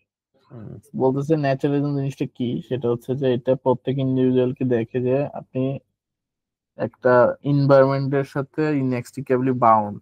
হ্যাঁ আচ্ছা, and depicts each person as someone controlled by instead of controlling concrete reality। মানে বলতেছে প্রত্যেকটা মানুষ হচ্ছে যে রিয়েলিটি দ্বারা আছে কন্ট্রোল, বুঝছেন, কিন্তু রিয়েলিটিকে কন্ট্রোল করতে পারে না মানুষ। মানে প্রত্যেকটা পার্সন ওই জিনিসটা কন্ট্রোল করতে পারে না, বাট কন্ট্রোল হয়ে যায়। সো এটা হচ্ছে ন্যাচারালিজমের সংজ্ঞা। হুম। আচ্ছা, তারপর বলছে as long as African American drama maintain naturalism as it's domain mode. মানে যত দিন ধরে মানে হোয়াট এভার টাইম যে যে পিরিয়ড থেকে এটা যখন থেকে ওরা হচ্ছে ন্যাচারালিজমকে হচ্ছে ডমিনেন্ট, ওদের ড্রামার হচ্ছে যে মেইন স্টাইল হিসাবে ধরতেছে, মানে স্টাইল হিসেবে ফলো করতেছিল।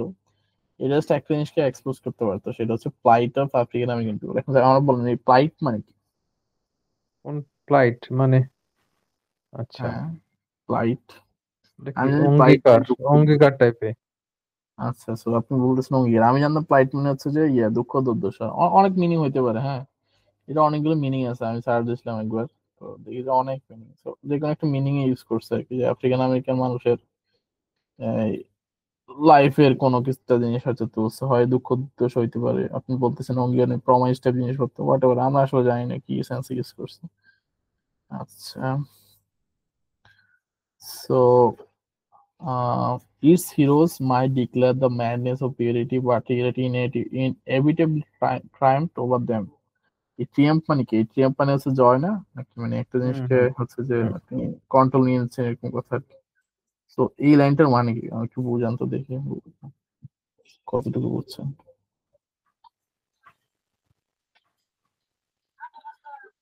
এই লাইনটা খুব মানে এক ইন্টারেস্টিং। কথা হলো যে ওই তখন হিরোরা হলো আপনার কি বলে বাস্তবতার হলো জয়গান গাইছে আর কি, এটা কিছু মানে রিয়েলিটির। হুম হুম, বাট রিয়েলিটি হচ্ছে তাদের উপর দিয়ে বুলডোজার চালায় চলে যায়। হুম, তো এটা একটা এরকম যে এই বাংলা সিনেমার কথা যদি চিন্তা করি যে দুইজন নায়কের কথা বলা, একজন হচ্ছে মান্না আর একজন হচ্ছে বাপ্পারাজ। তো মান্না সিনেমাগুলো দেখেন যে মান্না হচ্ছে অনেক কিছু করে ফেলতেছে, গুন্ডার থেকে ভালো হয়ে যাচ্ছে, আবার হচ্ছে সমাজে শান্তি শৃঙ্খলা ফিরিয়ে আনতেছে, তারপর হচ্ছে যে অন্যায়ের প্রতিবাদ করতেছে। সো সে তার জয় হচ্ছে। সো এটা হচ্ছে মান্নার স্টোরি। আপনি যদি বাপ্পারাজের স্টোরিতে যান, বাপ্পারাজ সিনেমাগুলো দেখবেন যে সে মানে বারবার হচ্ছে ধোঁকা খাচ্ছে, জীবনে আগাইতে পারতেছে না, সবাই চলে যাচ্ছে তাকে ফেলে। হ্যাঁ, হুম, তো রিয়েলিটির সাথে সে পেরে উঠতেছে না। তো এটা হচ্ছে যে ওই স্টোরিকে খুব সুন্দরভাবে লিখছে যে its heroes may declare the madness of reality. এটা হচ্ছে মান্না, but reality inevitably triumphed over them. তার মানে হচ্ছে যে এটা হচ্ছে বাপ্পারাজের কথা, যে বাপ্পারাজের প্রতি যে বুলডোজার চালাচ্ছে রিয়েলিটি। হুম। এটা হচ্ছে খুবই ইন্টারেস্টিং হচ্ছে না, আমি এটা পুরো অনেক মজা পাইছিলাম।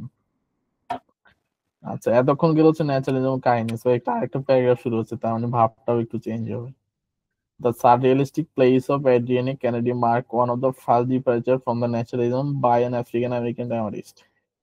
তো এখানে আসছে সার্রিয়ালিজমের কথা। সার্রিয়ালিজম হচ্ছে লিটারেচারের আরেকটা পার্ট না? সার্রিয়ালিজম মানে কি বলতে পারেন, কোনো আইডিয়া আছে? এটা ভাববাদ আর কি, আগেরটা ছিল বস্তুবাদ, এটা হলো ভাববাদ। ভাববাদ অ্যাকচুয়াল বাংলা কি? ভাববাদ এটা পরাবাস্তববাদ আর কি। মানে পরাবাস্তববাদ। আচ্ছা, ইহজাগতিক জিনিসের বাইরে চিন্তা করছে আধ্যাত্মিক কোনো হ্যাঁ কিছু যে তোর। আপনার হচ্ছে যে এই আমার একটা স্টুডেন্ট আমার বলছে যে সার্রিয়ালিজম মানে কি, সেটা হচ্ছে যে আপনার ঘুমের আগে যে মানুষের যে চেতনা যে চেঞ্জটা হয় আর কি, ঘুমের সময় তো কোনো কিছু থাকে না অ্যাক্টিভ, মানে হুম, ব্রেনটা তো তখন ইয়াতে হয়ে যায়। সো এর আগে যে অল্প কিছুটা সময় আমরা চেতনা আর অচেতনার মাঝামাঝি থাকি, ওই জিনিসটা হচ্ছে যে সার্ডিয়ালিজম, মানে আনকনসিয়াস মাইন্ড আর কি, যে আপনি যেটা বলেন হুম, পরাবাস্তব। তখন মানুষজন যেগুলো চিন্তা করে এগুলো হচ্ছে সার্রিয়ালিজম নাকি কিছু একটা, আমার কি বুঝাইছিল সে, আমার মনে নাই। আচ্ছা, হুমায়ুন আহমেদের বইগুলো কি সার্রিয়ালিজম নিয়ে কাজ করে নাকি কার বই সার্রিয়ালিজম নিয়ে কাজ করে? আমি তো মাঝখানে পড়ছিলাম রিভিউ বলে গেছি। হুমায়ুন আহমেদের বইয়ের স্টাইলটা কি? হুমায়ুন আহমেদ, এই তো হুমায়ুন আহমেদের তো অনেক ধরনেরই আছে। তো আপনি যদি বলেন মোটামুটি যে অনেকটা আবার কল্পনাও অনেকটা, যেমন হিমু ক্যারেক্টার অনেকটা হলো হ্যাঁ কাল্পনিক হ্যাঁ, ক্যারেক্টার। তো হিমুতে দেখা যায় যে মাজদা ওই মহিলা কখন হচ্ছে খালা কখন হচ্ছে ফুফু। আমি এটা নোটিস করছি, কিছু বই দেখি ফুফু কিছু বইতে খালা। তো মানে ক্যারেক্টার হচ্ছে যে ফিক্স না, মানে চেঞ্জ হয়ে যাচ্ছে। আবার আরেকটা ইয়া হিমু হিমু দিয়ে কিন্তু হচ্ছে যে অনেক বাস্তব কাহিনীকেও ইয়া করছে, যেমন একটা বই আছে হলুদ হিমু কালো র্যাপ, বুঝছেন? মানে ওইখানে র্যাপ হচ্ছে যে ইয়া করছে, মানে সার্কাজম করার ট্রাই করছে আর কি।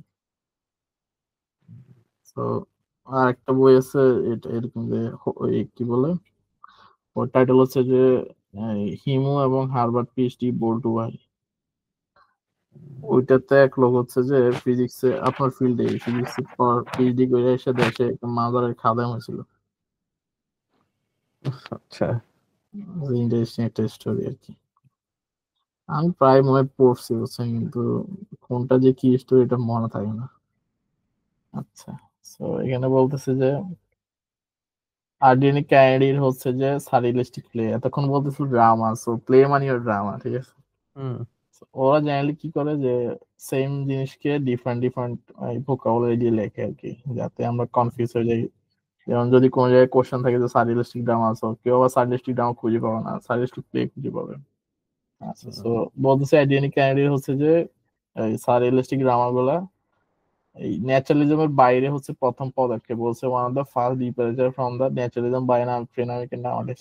আগের সিস্টেম থেকে সে বাইরে যাচ্ছে, তার মানে কি ওই যে হুম শুরুতে বলছে যে আনটিল রিসেন্টলি, তার মানে হচ্ছে রিসেন্টলি হয়তো এই কাহিনী হয়েছে, আর ডিএনএ কাহিনী হচ্ছে যে ওই সিস্টেম থেকে বের হয়ে গেছে। The overall goal hmm of our work has been to depict the world of the soul and spirit, so not to mirror the concrete reality. তার মানে কি আগে যেগুলো ছিল যে ক্রিয়েটিভ নিয়ে জিনিসপত্র, রিয়েলিটি হচ্ছে যে বুলডোজার চালা দিচ্ছে, রিয়েলিটি হচ্ছে মানুষকে নিয়ন্ত্রণ করতেছে, তার মানে ওর লেখার গোল হচ্ছে যে উল্টা, যে ওগুলো হচ্ছে যে সোলার স্পিরিট নিয়ে কাজ করবে, আর হচ্ছে যে রিয়েলিটিকে মিরর করবে না, মানে রিয়েলিটি নিয়ে কোনো টপিক, মানে রিয়েলিটি যেগুলো হয় ওগুলা ওর মানে ড্রামায় থাকবে না, এটা হচ্ছে তার গোল ছিল। হ্যাঁ, আচ্ছা, সো উইদিন দিস ফ্রেমওয়ার্ক তার ওই সিস্টেম আর কি, Kennedy has been able to portray African American minds and souls liberated from their connection to the external environment. এটা বলতেছে যে ক্যানেডি হচ্ছে যে ওই তার যে সারিয়ালিস্টিক সিস্টেম, ওইটাতে আফ্রিকান আমেরিকান মাইন্ডকে হচ্ছে পোর্ট্রে করতে পারছে, এবং হচ্ছে যে তার ওই যে ড্রামায় সোল হচ্ছে যে এক্সটার্নাল এনভায়রনমেন্টের, মানে জেনারেল যে আমরা সবকিছুর সাথে বলতেছে যে এখানে বলছে ন্যাচারালিজম হচ্ছে inextricably bound to the environment, so ওই বলতেছে যে এক্সটার্নাল এনভায়রনমেন্টের কানেকশন থেকে তার সোল হচ্ছে উড়ে চলে যাবে, লিবারেটেড হয়ে যাবে, মানে মুক্তি মুক্তি পাবে আর কি। হ্যাঁ, সো তার মানে কি ন্যাচারালিজম আর সার্ডিয়ালিজম পুরো হচ্ছে সম্পূর্ণ অপোজিট জিনিসপত্র। এবং এই প্যাসেজে আমি যে সামারি করি, প্রথমে ছিল হচ্ছে যে ওরা ন্যাচারালিজম ফলো করতো, এটা হচ্ছে মডার্ন ন্যাচারালিজম, আর এখন বলতে যাচ্ছে যে না আমরা এখন সার্ডিয়ালিজমে চলে আসছি, সেটা হচ্ছে আর্ডিয়ানিক আইডি শুরু করছে। সো এইখানে আসলে রিয়েলিটির বাইরে জিনিসপত্র আর কি। হ্যাঁ,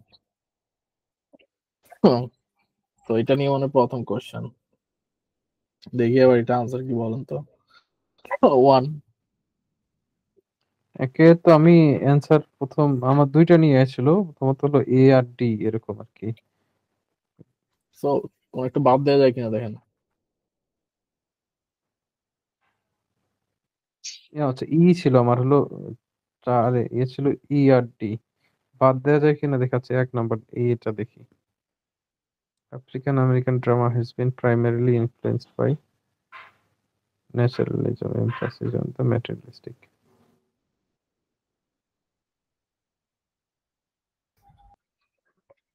এখানে তো ডি ডি ডি ডি হবে।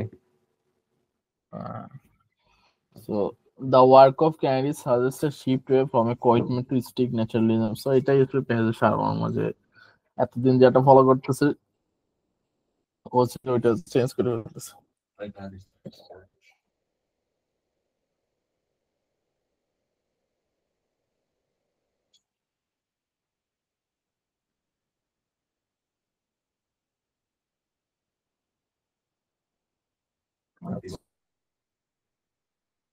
এক্সপ্লেইন করেন তো দেখি।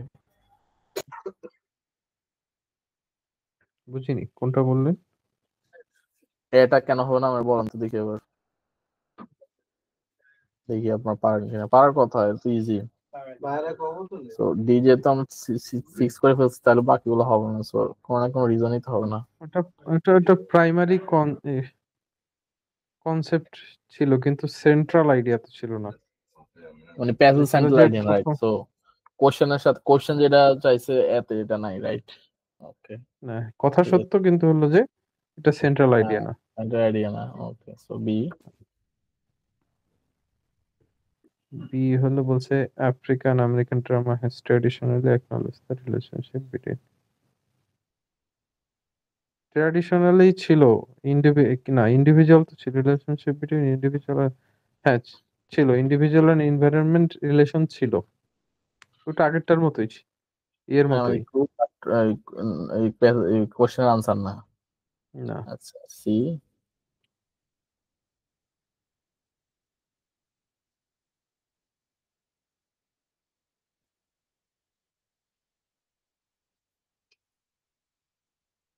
এখন সি এর প্রবলেম কি? সি তে বলছে যে সে তো little influence.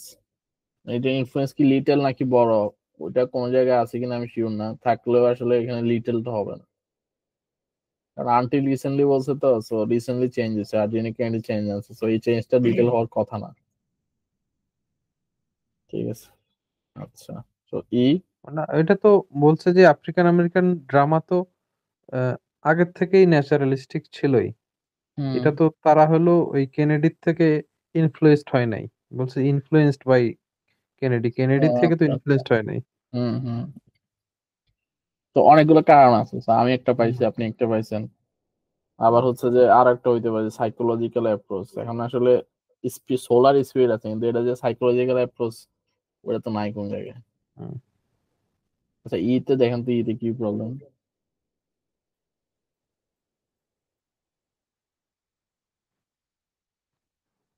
The work of Kennedy best exemplifies the current interest of African American artists.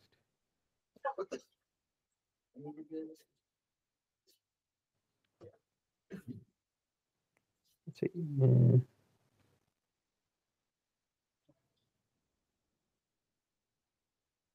আচ্ছা, সে কারেন্ট ইন্টারেস্ট ছিল কি ছিল না সেটা বিষয় না, মনে হয় সে নতুন একটা কিছু ট্রাই করছে। এখন এটা বেস্ট হয়েছে কিনা আমরা জানি না। আর একটা প্রবলেম হচ্ছে, জাস্ট ক্যানাডির কথা যদি আপনি সেন্ট্রাল আইডি হিসেবে ধরেন প্যাসেজ দেন, আমরা তো তাইলে হচ্ছে প্রথম পার্টটা ইগনোর করতেছি। একটা চেঞ্জ যে হয়েছে, এই চেঞ্জটা তো আমরা ইগনোর করতেছি, রাইট? প্রথম থেকে যে চেঞ্জটা হচ্ছে, তো এটা আসলে আপনার, এটা চয়েস করলে হচ্ছে একটা পার্ট হচ্ছে আপনার ক্যান্সেল করে দিচ্ছে, মানে ওই পার্টটা নিয়ে কথা বলতেছি না, রাইট? হুম, জাস্ট কারেন্ট জিনিস নিয়ে কথা বলতেছি, পাস্ট নিয়ে কথা বলতেছি, মানে প্যাসেজের পারপাসটা সার্ভ হচ্ছে না আর কি। যদি হুম, কোশ্চেনটা হচ্ছে সেন্ট্রাল আইডিয়াটা কি, এটা বলতে সেন্ট্রাল আইডিয়া আসলে পরেই বোঝা যাচ্ছে যে একটা জিনিস চেঞ্জ হয়েছে, ওই চেঞ্জ নিয়ে কথা হচ্ছে। তো এটা ডি আনসার, ঠিক আছে। সো আচ্ছা ডি। টুটা তো আপনাদের হ্যাঁ, হয়েছে, টুতে বলছে যে এ না, অ্যাকর্ডিং টু দ্য প্যাসেজ। হ্যাঁ, তো ওই যে আগেরটা ইনফারেন্স একটা পড়তে যাই বললাম না, কিছু জায়গায় অ্যাকর্ডিং টু দ্য প্যাসেজ বলে, ফার্মাসি প্যাসেজ যা আছে ওইটার উপর। According to the passage, can is concern with depicting the, ই নিয়ে কনসার্ন ছিল, internal rather than external life of her characters, right? So একইভাবে আনসার চয়েস করছেন, আমার বলেন তো একটু। ইন্টারনাল বলতে ওই যে উনি তো মূলত কাজ কনসার্ন ছিলেন সোল, স্পিরিট, হ্যাঁ হ্যাঁ। সো ইনার এখানে বলছে জিনিসপত্র সোল নিয়ে। আর স্পিড হচ্ছে এক্সটার্নাল এনভায়রনমেন্টের কানেকশন থেকে লিবারেটেড হয়। হুম।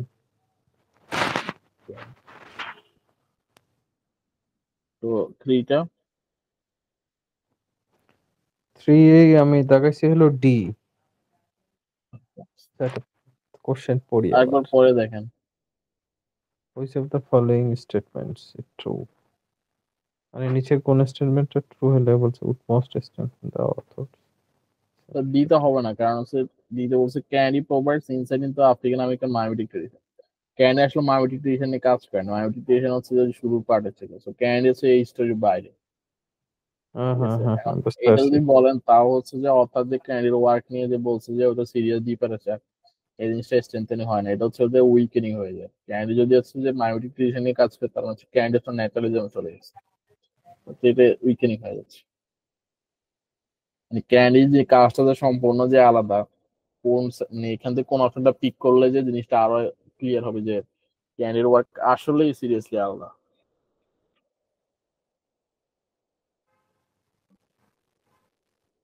আচ্ছা আমি আরেকবার একটু চেক করি তাহলে। আচ্ছা এই স্ক্রিনটা গেছে আরেকবার, ধরেন স্ক্রিনটা একটু আসুক।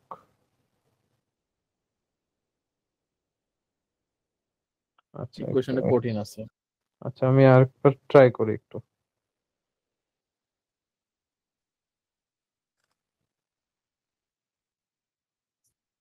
আচ্ছা কেনেডি,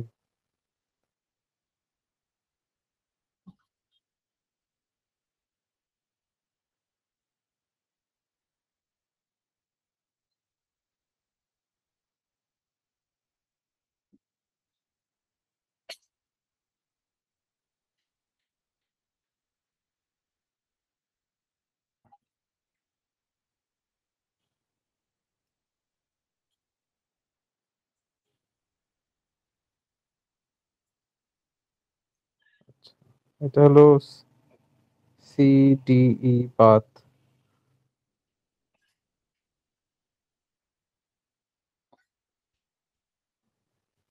এটা কিন্তু ইনফারেন্স কোয়েশ্চেন, সো প্যাসেজের বাইরে কথা তো আসবেই। উড, এই যে if to would most strengthening, তার মানে হচ্ছে যে এটা অপশন গুলো প্যাসেজ থাকবে না, হচ্ছে ইফ চলে আসছে তো হুম, এখানে ইফ চলে আসছে, মানে হচ্ছে যে ধরে নিলাম হচ্ছে যে নিচের কোন একটা ট্রু, তার মানে হচ্ছে যে এগুলো প্যাসেজে নাই, বুঝছেন। সো আপনি যেভাবে ক্যান্সেল করতেছেন ওইভাবে ক্যান্সেল করলে হবে না, বুঝছেন। এখানে বিলিতে তো আমি আগে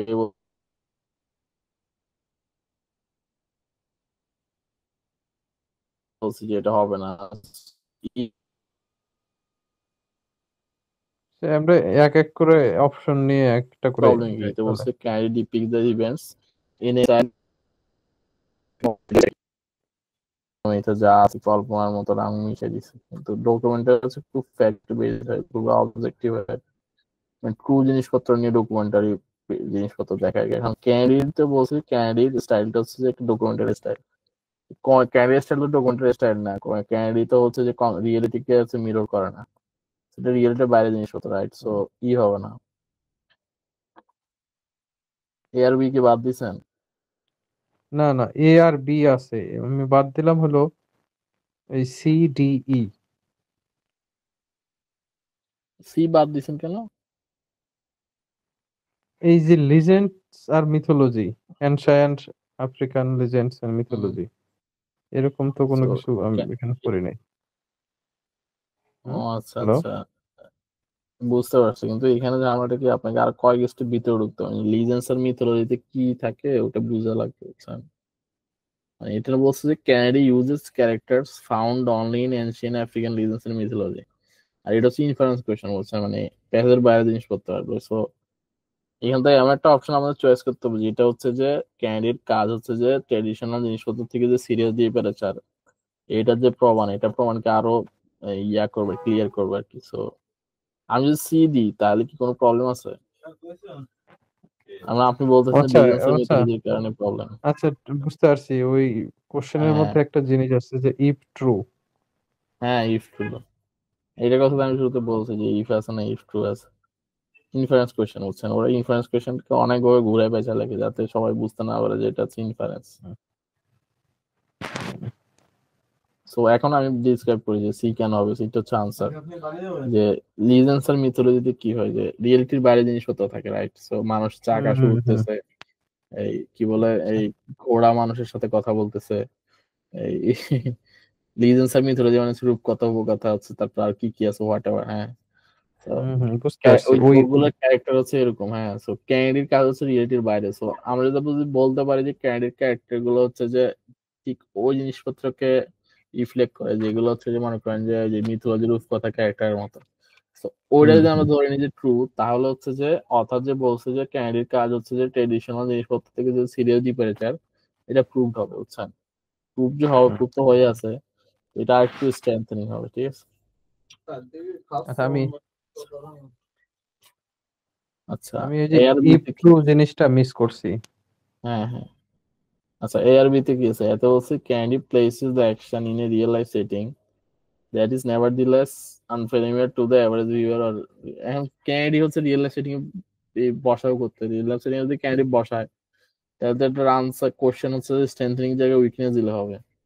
রিয়েল লাইফ সেটিং এ তো হচ্ছে ন্যাচারালিজম কাজ করে। আচ্ছা, তো এই স্টোরি শেয়ার বিতে বলছে যে Kennedy movingly portrays the lives and styles of prominent African American in US. So এটা বিয়োবাদ। ক্যান্ডি যদি লাইফ এন্ড স্টাইল পোর্ট্রেট করে, তো এখানে আসলে পোর্ট্রেট করে বলছে যে মাইন্ডস পোর্ট্রেট করে আর কি, পোর্ট্রেট আফ্রিকান আমেরিকান মাইন্ডস না, এটা যদি স্ট্রাগলস করে। পোর্ট্রে করে তাহলে তো এটা রিয়েলিটি হয়ে যায়। হ্যাঁ, সো তাহলে তো স্ট্রেংথেনিং হয় না। আচ্ছা, ঠিক আছে। হুম সো এই স্টোরি বাদ। সো তাহলে আমরা যদি দেখি ওয়ানের আনসার কি ছিল, যে এগুলো প্রবলেম হচ্ছে কি আমার আনসার গুলো খুঁজে আবার ভুলে যাই। সো ওয়ান হচ্ছে যে D, the work of Kennedy suggested shift হবে। হুম। টু এর আনসার হচ্ছে A, internal rather than external character. আচ্ছা, থ্রি এর আনসার হচ্ছে C, use character found only in ancient reasons and mythology. So 133 কি করছেন? 133। হ্যাঁ, করছি। আনসার গুলো আমার বলেন। আনসার আমার হলো 133-এর 1 নম্বরে মনে হচ্ছিল এ অথবা হলো, না স্যার, বি অথবা সি। আচ্ছা, তারপর টু। তারপরে 2-এ হলো এ। আচ্ছা, আর তারপর। হলো 3-এ হলো সি। আচ্ছা, আপনার খালি তিন হয়েছে, ঠিক আছে। আচ্ছা, তিন হয়েছে, তিনে সি হয়েছে। আচ্ছা, ওকে।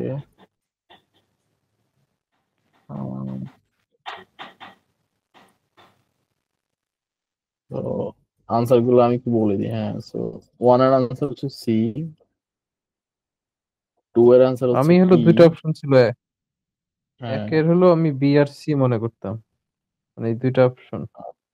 থ্রি এর আনসার হচ্ছে যে সি, ঠিক আছে। আচ্ছা, এই 2-এর অ্যান্সার কত? পেজটা three answer C, C.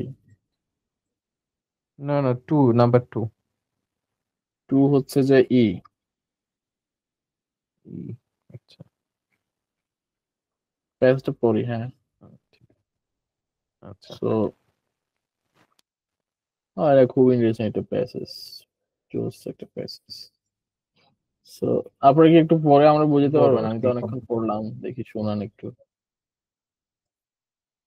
Line by line আমারই বলা। একটু বড় করবো না, বড় করলে ভালো হয়।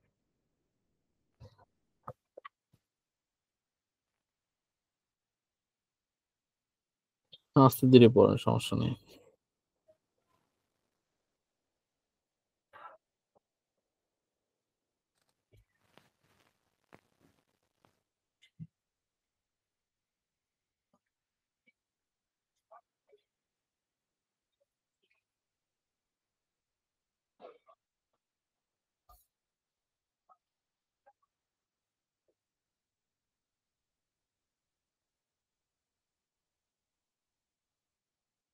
প্রথম দিকে বলতেছে যে এই কিছু হিস্টোরিয়ানের মনে একটু হলো সংশয় ছিল একটা, মানে খুব খুব একটা ওয়াইডলি হেল্ড একটা বিলিফের প্রতি, যে এই যে ইউনাইটেড স্টেটসের দক্ষিণাঞ্চলে পড়াশোনার কারণে আফ্রিকান আমেরিকানদের এম্পাওয়ারমেন্ট হয়েছে। হুম, মানে এই বিষয়টা নিয়ে একটু সংশয় ছিল তাদের মধ্যে। হুম, তারপরে বলছে they note that the development of black educational institution, বলছে যে এই যে দক্ষিণাঞ্চলের যে শিক্ষা প্রতিষ্ঠান ছিল সেগুলা মানে বিচ্ছিন্ন শিক্ষা প্রতিষ্ঠান ছিল, সেগুলার মানে পড়াশোনা খুব যে র্যাপিড স্টাডি ছিল এরকম না, কখনোই ছিল না আর কি, কখনোই র্যাপিড বা স্টাডি ছিল না। হুম। তারপর disparities between black and white schools sometimes 20 শতকের প্রথম দশকের দিকে আর কি, আর্লি দশকের দিকে এই শিক্ষা প্রতিষ্ঠানগুলাই হলো বৈষম্য বেড়ে যায়, মানে ব্ল্যাক এবং হোয়াইটদের হুম। শিক্ষা প্রতিষ্ঠানের মধ্যে যে ডিসপ্যারিটি সেটা বেড়ে যায়, আচ্ছা। African American educational gains. আর এই আফ্রিকানদের এডুকেশনাল গেইন মানে শিক্ষার অর্জনটা তাদের হলো ইকোনমিক অর্জনের সাথে সমানুপাতিক হয়নি। হুম। স্টার্টিং ইন 1947 বাট এই প্রায় 1940-এর থেকে এই মানে কৃষ্ণাঙ্গ এবং শ্বেতাঙ্গদের পড়াশোনার ক্ষেত্রে কিছুটা ইকুয়ালিটি আসে, হুম। হুম। এবং এটা স্টেডিল ইকুয়ালিটি। এবং তো তাদের হলো যে একটু হলো তারা ওই কি বলে পলিটিক্যালি মার্জিনালাইজড, মানে হলো তারা পলিটিক্সে তাদের ওরকম পার্টিসিপেশন ছিল না, এবং সিস্টেমেটিক জবের ক্ষেত্রে তারা বৈষম্যের শিকার হচ্ছিল কৃষ্ণাঙ্গরা। ওকে, তো বুঝতে পারছেন। সো আর কিছু Although black কত schools পর্যন্ত at বৈষম্য কত পর্যন্ত আসছে? বৈষম্য বিরোধী আন্দোলন করি টিচারদের স্যালারি পর্যন্ত আসছিলেন? আসছেন না এখন? কোন তো পর্যন্ত? তারপর এই অলদো, হ্যাঁ আপনার যেখানে হ্যাঁ মাউস আছে এখানে অলদো, হুম, এখান থেকে শুরু হবে। তারপর Although black schools at- মানে কিছু কিছু ক্ষেত্রে তারা সমতা পাইছিল, যেমন পার ক্যাপিটা স্পেন্ডিং, টিচারের স্যালারি, এটা হলো 1965 নাগাদ এই ঘটনা হয়েছে যে এইসব ক্ষেত্রে কিছুটা সমতা আসছে পার ক্যাপিটা স্পেন্ডিং আর শিক্ষকদের বেতনে। কিন্তু এরপরেও হলো আফ্রিকান আমেরিকানদের ইনকাম এখনো পর্যন্ত হোয়াইটদের থেকে কম, মানে সমতার কাছাকাছি আসলেও কম এখনো। এটা 1965 নাগাদ। তারপরে আসতে হলো ননদালেস, মানে তবুও educational progress did contribute toward economic and political empowerment, মানে এই শিক্ষাক্ষেত্রের অগ্রগতি সেটা হলো যে আর্থিক এবং রাজনৈতিক ক্ষমতায়ন, হুম, ক্ষমতায়নে হলো কন্ট্রিবিউট করছে। তারপরে African American campaign to support black schools, তারা কিছু ক্যাম্পেইন করে, যে ক্যাম্পেইন গুলা তাদের মধ্যে একটা হলো কমিউনিটির সেন্স, তারপরে পলিটিক্যাল ওকে। ডিটারমিনেশন, লিটারেসি রেট এগুলা একটু বাড়ায়। মোর significantly politically outspoken.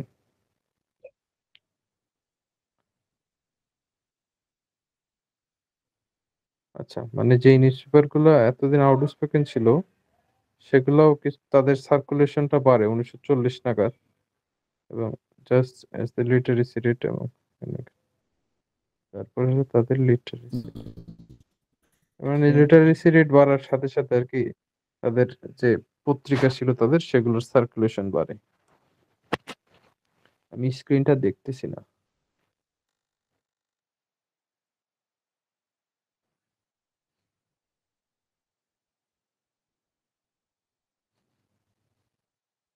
Hello.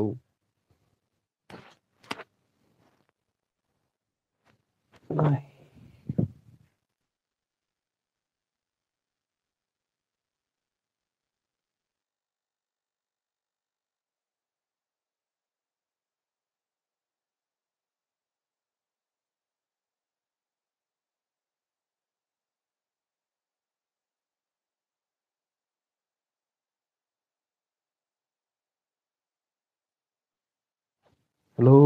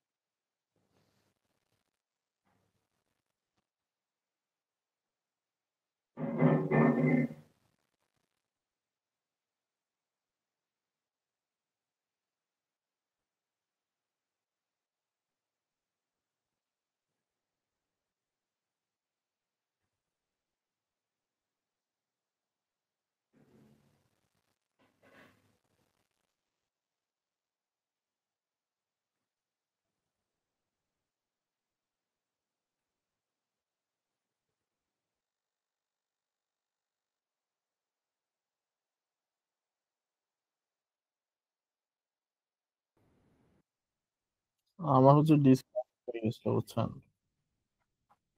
Hello. Disconnect হয়ে গেছে। আচ্ছা, আচ্ছা, তো আপনি যেটা বলছেন এটাই সামারি হচ্ছে প্যাসেজের। একটু পড়ি আবার। হ্যাঁ, বলতেছে কিছু হিস্টোরিয়ানরা হচ্ছে যে কোন একটা বিলিফকে কোশ্চেন করতেছে।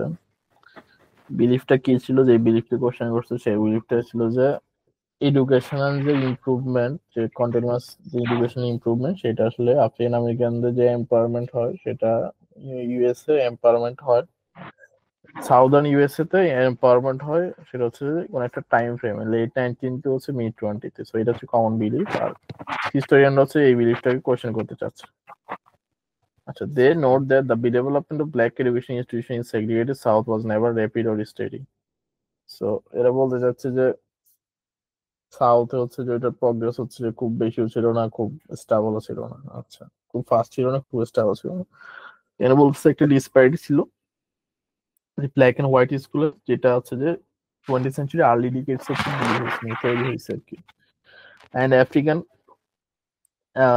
Americans' educational gains did not bring commensurate economic gains. So commensurate মানে হচ্ছে proportional, মানে এখানে পুরো বলতে চাচ্ছে যে উদাহরণ দিচ্ছে, এক্সাম্পল দিয়ে প্রমাণ করতে চাচ্ছে যে ওই একটা বিলিফ, যে বিলিফটা আসলে সায়েন্টিস্ট কোশ্চেন করতে চাচ্ছে, এখন যে কোশ্চেন করবে এই জন্য অনেক এক্সাম্পল অনেক ইতিহাস ফ্যাক্ট বের করে নিয়ে আসতেছে।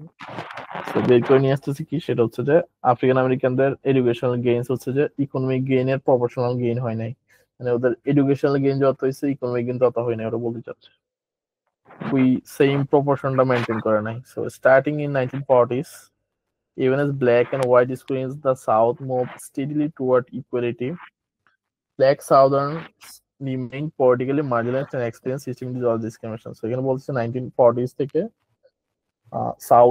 সাউথে হচ্ছে ব্ল্যাক আর হোয়াইট স্কুল হচ্ছে যে ইকুয়ালিটির দিকে যাচ্ছিল, মানে দুইটা সমতায় চলে আসতেছিল। হ্যাঁ, তো এখানে বলতেছে আবার তাও সাউথে হচ্ছে যে ব্ল্যাকরা হচ্ছে পলিটিক্যালি মার্জিনালাইজড ছিল এবং হচ্ছে যে সিস্টেমেটিক জব ডিসক্রিমিনেশনের মধ্যে হচ্ছে যে এক্সপিরিয়েন্স করছে, ওদের জবের ক্ষেত্রে ডিসক্রিমিনেশন ছিল। সো এগুলো হচ্ছে ফ্যাক্ট ইনফরমেশন আর কি। সো এখানে বলছে all the black schools had achieve near parity with white school in per capita spending a teacher salary by 1965, African Americans income still lagged behind that of white. So এখানে বলতে যাচ্ছে যে black স্কুলের যে number হয়তো এটা proportion আর কি। So ওই নাম্বার আর হোয়াইট স্কুলের পার ক্যাপিটা স্পেন্ডিং, আচ্ছা স্পেন্ডিং এর প্রপোর্শন। সো পার ক্যাপিটা স্পেন্ডিং মানে হচ্ছে যে হাজারে কত স্পেন্ডিং, ওইটা বাংলাদেশের জিডিপির মতো, জিডিপি সেগুলো পার ক্যাপিটা। সো এখানে পার ক্যাপিটা হিসাব করতেছে।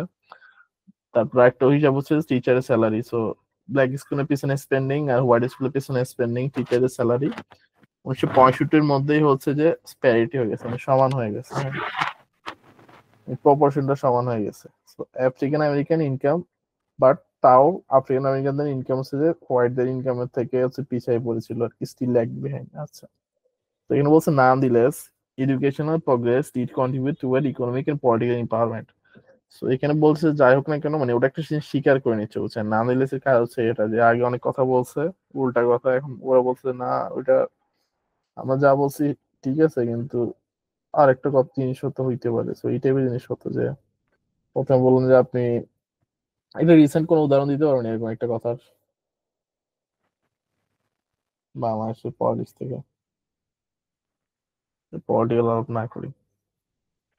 তো এখানে বলতে চাচ্ছে যে সায়েন্টিস্টদের কাজ ছিল যে বিলিফটাকে কোশ্চেন কথা করা। হ্যাঁ, তো কোশ্চেন করতে যে অনেক ফ্যাক্ট দিচ্ছে, তারপর আবার স্বীকার করে নিচ্ছে যে মানে ওরা অ্যাকচুয়ালি প্রথমে কোশ্চেন করতেছে, মানে অস্বীকার করার ট্রাই করতেছে যে এডুকেশন হচ্ছে যে এম্পাওয়ারমেন্টকে দিকে নিয়ে যায় না, এটা প্রথমে ওদের টপিক ছিল। তো পরে যে আবার স্বীকার করছে যে এডুকেশন হচ্ছে যে nonetheless educational progress did contribute, মানে এডুকেশনাল প্রগ্রেসেরও কিছু কন্ট্রিবিউশন আছে ইকোনমিক আর পলিটিক্যাল এম্পাওয়ারমেন্ট। সো এখন হচ্ছে যে এদের সুরটা নরম হয়েছে, বুঝছেন? আচ্ছা, so African Americans campaigns to support black school fostered a sense of community, nurtured political determination and often increased literacy. So এখানে বলতেছে যে আফ্রিকান আমেরিকানরা হচ্ছে যে ব্ল্যাক স্কুল সাপোর্ট করা যে ক্যাম্পেইন চালাইছে হোয়াট এভার, সেটা হচ্ছে পলিটিক্যাল ডিটারমিনেশন নার্চার করছে, লিটারেসি রেট ইনক্রিজ করছে। তো এখানে তো ভালো ভালো কথা বলতেছে। আচ্ছা, মোর significantly politically outspoken black newspaper achieved echo circulation during the 1950s. So আরো বলছে যে ব্ল্যাক নিউজ পেপারের হচ্ছে সার্কুলেশন বাড়ছে 1940s এর পরে, লিটারেসি রেট যেহেতু বাড়ছে যে approach 90%. Finally, leadership of the civil rights movement of 1960 was composed largely of graduates of black colleges. So এখানে আবার বলতেছে যে সিভিল রাইটস মুভমেন্টের যে লিডারশিপটা দিছিল, যারা লিড দিছিল তারা মোস্টলি যে ওই যে ব্ল্যাক যে কলেজগুলো ছিল ওগুলো গ্রাজুয়েটরাই, ঠিক আছে? হুম। সো সিভিল রাইটস মুভমেন্টটা কেন হয়েছে বলতে পারবেন? কেসের বাইরে কথা, তো এটা মানে বলছি আপনাকে, না বলছি?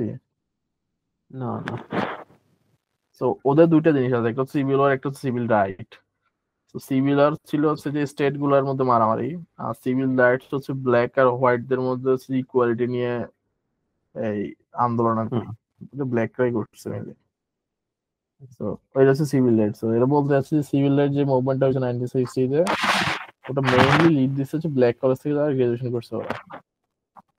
আচ্ছা, তো এই প্যাসেজ যদি সামারি করি, কি সামারি করা যায় বলেন ঠিক আছে?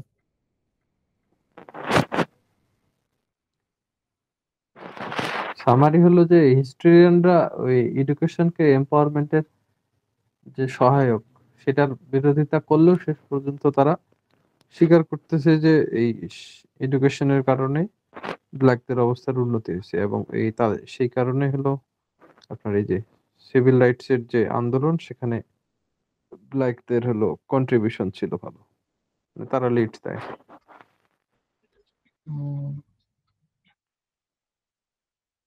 ওকে, সো এটা হচ্ছে স্টোরি।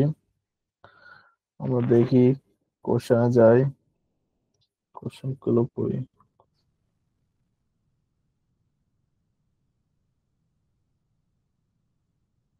কোশ্চেন, সো আচ্ছা ডাবল করতে হবে, বড় করতে হবে। তাহলে স্টোরি দেখি গেল। প্রথম question, author of the passage refers to the fact. আচ্ছা, ওয়ান আনসার কি দিছেন বলছিলেন আপনারা? দিছেন নাকি? আমি হলো ওয়ানে ছিলাম হলো বি আর সি, দুই অপশন ছিলাম। So one C. Author of the passage refers to the fact that disparities between black and white schools sometimes grew in early decades of 20th century. So ওরা বলতে চাচ্ছে যে এই ডিসপ্যারিটি হচ্ছে যে black and white স্কুলের মধ্যে early ডিকেডস 20th century শুরুতে যে ডিসপ্যারিটি শুরু হয়েছে, এটা যে অথর মেনশন করছে মোস্ট ইলাইকলি মানে কেন মেনশন করছে ওরা জানতে চাচ্ছে। So at the also support the argument that the economic struggles of southern blacks were largely due to education inequalities. Education inequality কারণ হচ্ছে যে ব্ল্যাকদের হচ্ছে ইকোনমিক স্ট্রাগল হচ্ছে যে এই ছিল নাকি, এটা বলার জন্য যে সাপোর্ট দ্য আর্গুমেন্ট। আর্গুমেন্ট ছিল যে ইকোনমিক স্ট্রাগল হচ্ছে এই এডুকেশন ইনইকুয়ালিটিস এর জন্য। একটু ট্রু নাকি ফলস? এটা তো ফলস। এডুকেশনাল ইনইকুয়ালিটি তো আলাদা একটা বিষয়, কারণ ওরা প্রথমে বলছে যে ইকোনমিক গেইনার মানে হচ্ছে যে এডুকেশন হচ্ছে যে এম্পাওয়ারমেন্ট দেয় না। এখানে বলতেছে যে এডুকেশনাল ইনইকুয়ালিটি, তার মানে কি? তাহলে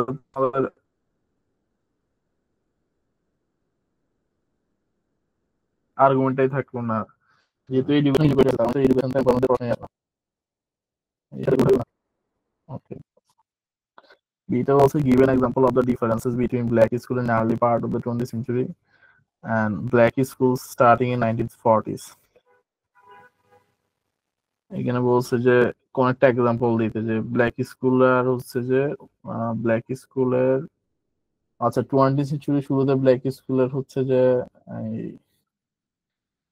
ব্ল্যাক স্কুল 20th century শুরুতে ব্ল্যাক স্কুল আর হচ্ছে যে 1940s এর ব্ল্যাক স্কুলের মধ্যে ডিফারেন্স দেওয়ার জন্য এটা বলছে না, এটা আসলে এই জন্য বলে নাই। এটা কোন লাইনে আছে? এটা এখানে কোন একটা লাইনে আছে, এই যে ডিসপ্যারিটিস আছে।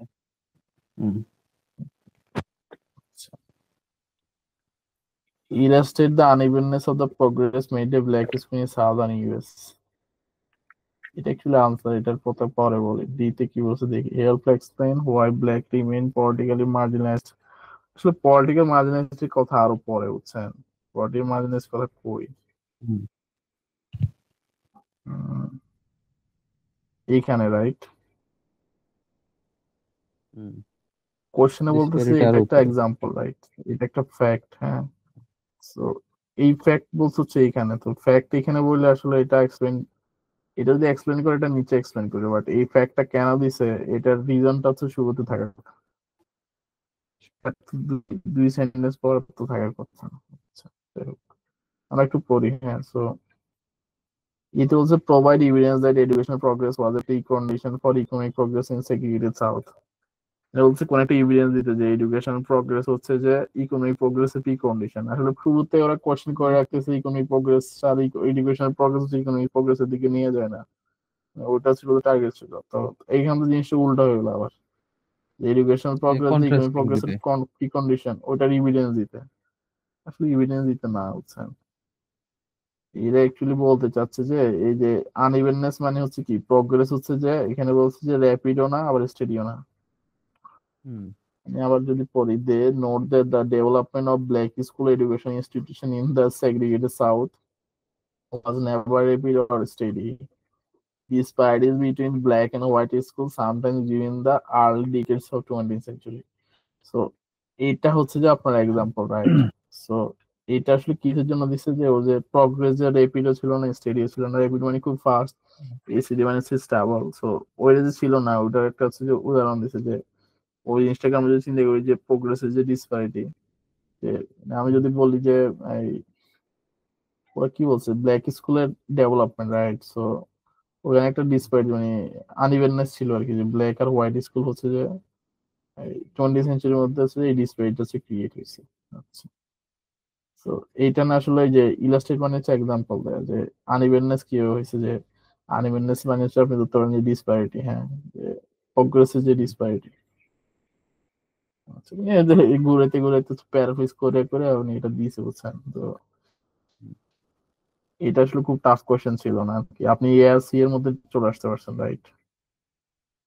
ওকে, সো তাহলে হচ্ছে আর একটু টাইম দিলে হয়তো ঠিক করতে পারতেন। বি আর সি এর মধ্যে ছিলাম আর কি আমি। টু এর আনসার হচ্ছে আপনার কি? আচ্ছা, টু এর আনসার কি দিয়েছিলেন? টু এর আনসার এ। টু এর আনসার যেটাই দেন এটার আনসার হচ্ছে ই, বুঝছেন। কোয়ালিফাই মানে কি বলতে পারবেন? এখানে এখানে কোয়ালিফাই মানে সমর্থন করা টাইপের না?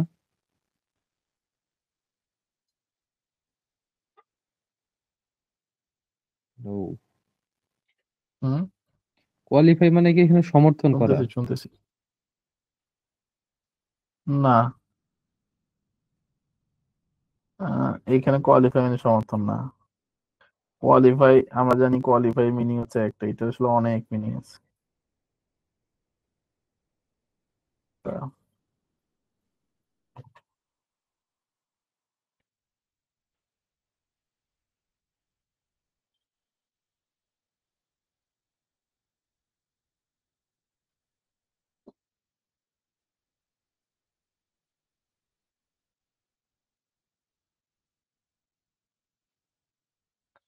তো আর কি মিনিং হতে পারে এটার?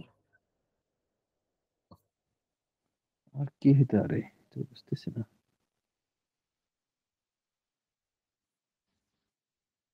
কোয়ালিফাই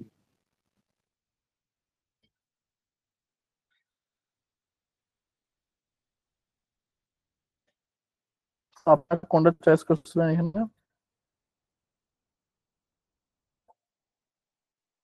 এখানে আমি দিছিলাম এ।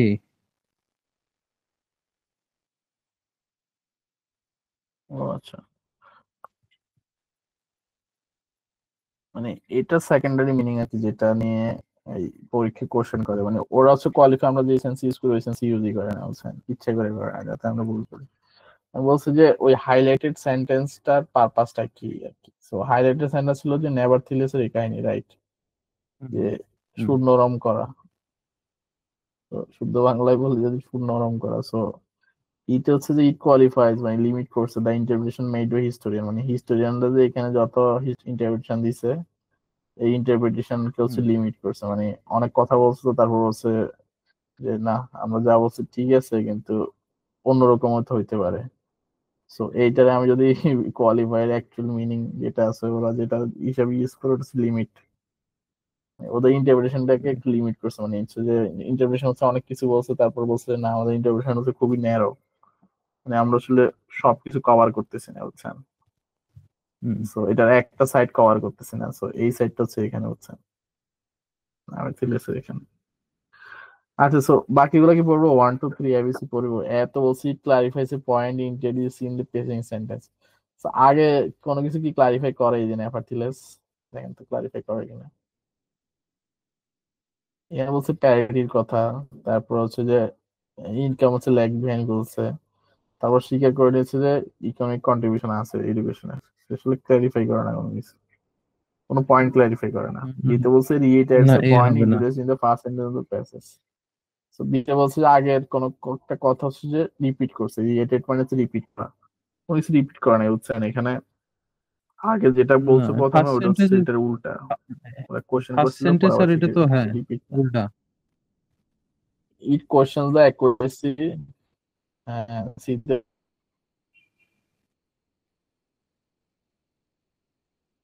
questions the accuracy of some of the evidence used to support the argument of the historians.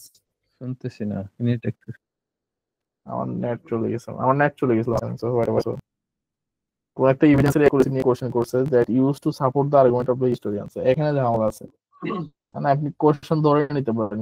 এখানে বলছে যে এটার কাজ ছিল যে হিস্টোরিয়ান আর্গুমেন্টটা সাপোর্ট দিতে, ওইটা কি সাপোর্ট দিয়েছে? এটা তো উল্টা আছে, যেটার অপোজিট কথা।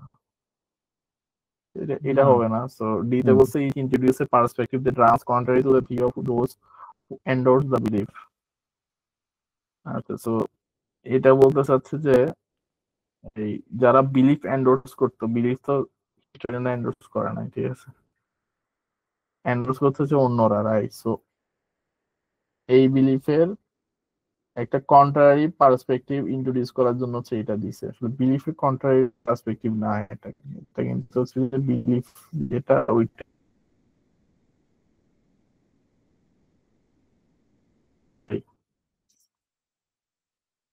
বুঝছেন? আচ্ছা, সো এটা তাহলে হচ্ছে যে আমি এ থেকে ডি বলতে পারতাম কি চয়েস করছিলাম?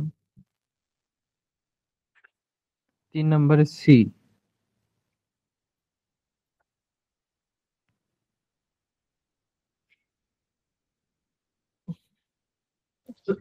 সি,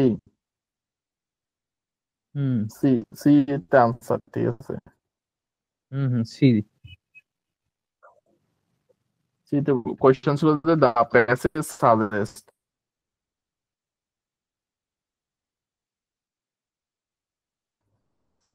মানে প্যাসেজ আর ইনফারেন্স আর কি, ইনফারেন্স কোয়েশ্চেন যে which of the following ever civil rights movement যে প্যাসেজ কি সাজেস্ট লাস্টে সিভিল রাইটস মুভমেন্ট সেটা আমরা করতে। সো কোয়েশ্চেন কি বলতে চাচ্ছে? The passage article for your only face is আসলে এই বেন আছে। ব্ল্যাক নিউজে সার্কুলেশন বাড়ছে, এটা জানি। এটা হচ্ছে যে ওই যে সিগনিফিকেন্টলি বলছে যে এডুকেশনাল আউটকাম হচ্ছে এটা, এডুকেশনাল আরেকটা আউটকাম হচ্ছে ব্ল্যাক কলেজ গ্রাজুয়েট তারা যে আন্দোলন করছে সিভিল রাইটস এটা। কিন্তু সিভিল রাইটস মুভমেন্টের সাথে যে নিউজ পেপারের যে সম্পর্ক, এই সম্পর্কটা আসলে এখানে টানা নাই কোনো হচ্ছে। আচ্ছা, বিতে বলছি it's political effectiveness was greatly enhanced by the increase circulation of তার একটা জিনিস যে এটার পলিটিক্যাল সিভিল রাইটস এর পলিটিক্যাল এফেক্টিভনেস হচ্ছে নিউজ পেপারের সার্কুলেশনের কারণে বাড়ছে। এটাও তো না, এটা প্রায় কাছাকাছি। আচ্ছা, সো দিতে বলছে যে ইট ওয়াজ ফোর্স প্রাইমারিলি, আচ্ছা, it was the force primarily responsible for increasing per capita spending in black school. So এখানে বলতেছে যে এই সিভিল রাইটস মুভমেন্টের সিভিল প্রাইমারি রাইটস এর কারণে তো ফোকাস পার ছিল ক্যাপিটার কোনো হচ্ছে যে রিলেশন নেই। ব্ল্যাক ব্ল্যাক স্কুলের না, এটা রিলেশন নাই। সো ইতে বলছে it was responsible for changing many student view of the relationship between. এখন এটা কি এই ভিউ কি চেঞ্জ দিছে কিনা এই ধরনের কোনো কিছু বলা নাই, বুঝছেন? এখন আপনি বলতে পারেন যে এটা যে প্যাসেজের বাইরে জিনিস হইতেই পারে, বাট এখানে বলছে it was responsible for changing many student view of the relation between education African infant. মানে কোনো ভিউ তো চেঞ্জ হয় না, বুঝছেন? ভিউ চেঞ্জ হয়েছে কিনা ওইটা এরকম কথা বলা নাই, মানে এটা কি রেসপন্সিবল কিনা এই ধরনের কোনো কিছু বলা নাই। আচ্ছা সি হবে কেন, যে এটা একদম ট্রু, বুঝছেন? এখানে বলা আছে is leadership benefited from improvements in education African America. আপনি যদি লাস্ট সেন্টেন্সে দেখেন যে বলছে যে the leadership of the civil rights movement of the 1960s was composed largely of graduates of black colleges. তো তার মানে কি, মানে এখানে যা বলছে না এটা হচ্ছে এটা প্যারাফ্রেজ করছে জাস্ট, যে লিডারশিপ যে বেনিফিট হয়েছে, বেনিফিট ওয়ার্ডটা হয়তো এখানে প্রপারলি নাই ডিরেক্টলি, বাট ওরা যে লিড দিছে না এটা তো ট্রু, রাইট? এটা তো উই ক্যানট ইগনোর, বুঝছেন? এটা আমি ধরছি বেনিফিট কি হবে, কারণ এখানে আসলে ওই যে স্বীকার করে নিয়েছে যে এডুকেশন থেকে হচ্ছে যে ইকোনমিক ইম্পারমেন্ট হয়। অনেকগুলো উদাহরণ দিয়ে ট্রাই করছে যে লিটারেসি রেট বাড়ছে, ব্ল্যাক নিউজের সার্কুলেশন বাড়ছে, তারপরে একটা আরেকটা উদাহরণ দিতে যে এটা বলছে, বুঝছেন? ফাইনালি বলছে, বুঝছেন? তার মানে এটা একটা উদাহরণ, একটা লাস্ট। সো এটা হচ্ছে যে এটার হিস্টোরি। সো তার মানে হচ্ছে আমরা যদি সামারি করি, ওয়ানের আনসার যে কি, ওয়ানের আনসার হচ্ছে C, illustrate the unevenness. Two এর আনসার হচ্ছে যে E, qualify the interpretation. Three এর আনসার হচ্ছে C, leadership benefit from improvement in education for African Americans. তো এটা হচ্ছে যে একটা গেল। 204 কি করছেন? 204 দুইটা করছি আর কি, টাইম পাই নাই। 1 আর 2 Okay, সমস্যা নাই। একের আনসার কি? একের আনসার হলো আমার এ, এ বেশি মনে হচ্ছিল, ডিও একটু মনে হচ্ছিল। আচ্ছা, টু 2 হলো সি, আবার মনে হচ্ছিল এ। সি আর কি আমি দাগাইলে, যদি দাগাইতে হতো তাহলে এ আর 1 এর এ, 2 এর সি দাগাইতাম। আচ্ছা, তো আপনাদের আসলে যেগুলো দুইটা দুইটা করেছেন, দুইটা বললো হচ্ছে অপশন মিলতেছে না। হ্যাঁ, তো আমি রিকমেন্ড করবো যে আপনি প্যাচটা একটু পড়েন। আমরা নেক্সট ক্লাস এটা সলভ করবো না। তো আচ্ছা আপনারা যে আনসার গুলো বলছেন ওগুলোর বাইরে আনসার, ঠিক আছে? তো আরো ইজি হয়ে গেল। এটা খুব জটিল আর কি। এটা এই অপশন গুলো বড় বড়, দেখছেন কত বড় অপশন? অনেক অনেক বড় বড়। হ্যাঁ হ্যাঁ, তো এরকম একটা বড় থাকে জেনারেলি। তো আপনার তাহলে এটা 204টা একটু টাইম দিয়ে পড়েন। এটা টপিকটা কি, যে ব্রিটেনের সাথে যে ব্রিটেন থেকে যে স্বাধীনতা অর্জন করছে ওইটার দুইটা স্টোরি, একটা হচ্ছে কনভেনশনাল স্টোরি, আর একটা হচ্ছে যে সিনিক্যাল কাউন্টার স্টোরি। আচ্ছা, ইন্টারেস্টিং। লিবারেশন নিয়ে কথাবার্তা, এগুলো খুব ইন্টারেস্টিং টপিক, ওইটা মজা পাবেন। সো প্যাসেজ তাহলে বাকি থাকলো কয়টা? 204 একটা, 227 দুইটা, 4টা বাকি আছে। 249 তিনটা, 273, সবগুলো তিনটা করে question. Interesting. So next class হবে থার্সডে। হাইলি লাইকলি হচ্ছে যে কয়টার দিকে হবে, ওইলে 8টার দিকে হইতে পারে, আমি জানাবো না। হ্যাঁ, আচ্ছা ঠিক আছে। Okay. So last Thursday class শেষে আমি সলিউশনের কপিটা আপনাকে দিয়ে দেবো, আচ্ছা তাহলে হচ্ছে যে কোনো কনফিউশন থাকবে না। আর রেকর্ডটা অ্যাভেলেবেলই হয়ে যাবে 2-3 মিনিট পর সবগুলো ক্লাসেরই। সো চাইলে প্লে করে দেখতে পারেন। আর আপনাদের হচ্ছে যে প্রথম আর প্রধান যে কাজ সেটা হচ্ছে যে ভোকাবুলারি। কি কোন জায়গা থেকে পড়তেছিলেন আপনি? মাগুস থেকে নাকি? হ্যাঁ হ্যাঁ, মাগুস থেকে। মাগুস শেষ করেন, ওই যে হাই ফ্রিকোয়েন্সি যেটা আছে ওইটা শেষ করেন, অন্যগুলো যান। আপনি যেটা অ্যাপসটা ইউজ করতেছেন অ্যাপসটা ভালো, ফ্ল্যাশ কার্ড, মাগুস দিয়ে ফ্ল্যাশ কার্ড, ভালো অ্যাপটা ট্রাই করেন। ওকে, ভোকাবুলারি করেন। আর হচ্ছে যে থার্সডে আমরা কথা বলবো হচ্ছে যে এই বাকি প্যাসেজ গুলো নিয়ে। আমরা ফ্রাইডে থেকে আমরা কোয়ান্টে যাব। কোয়ান্টের টপিক হচ্ছে জিওমেট্রি। আচ্ছা Okay, so আচ্ছা, জিওমেট্রি দেখে রাখবো আমি। দেখি জিওমেট্রি, ওই যে ইটিএস এর জিওমেট্রি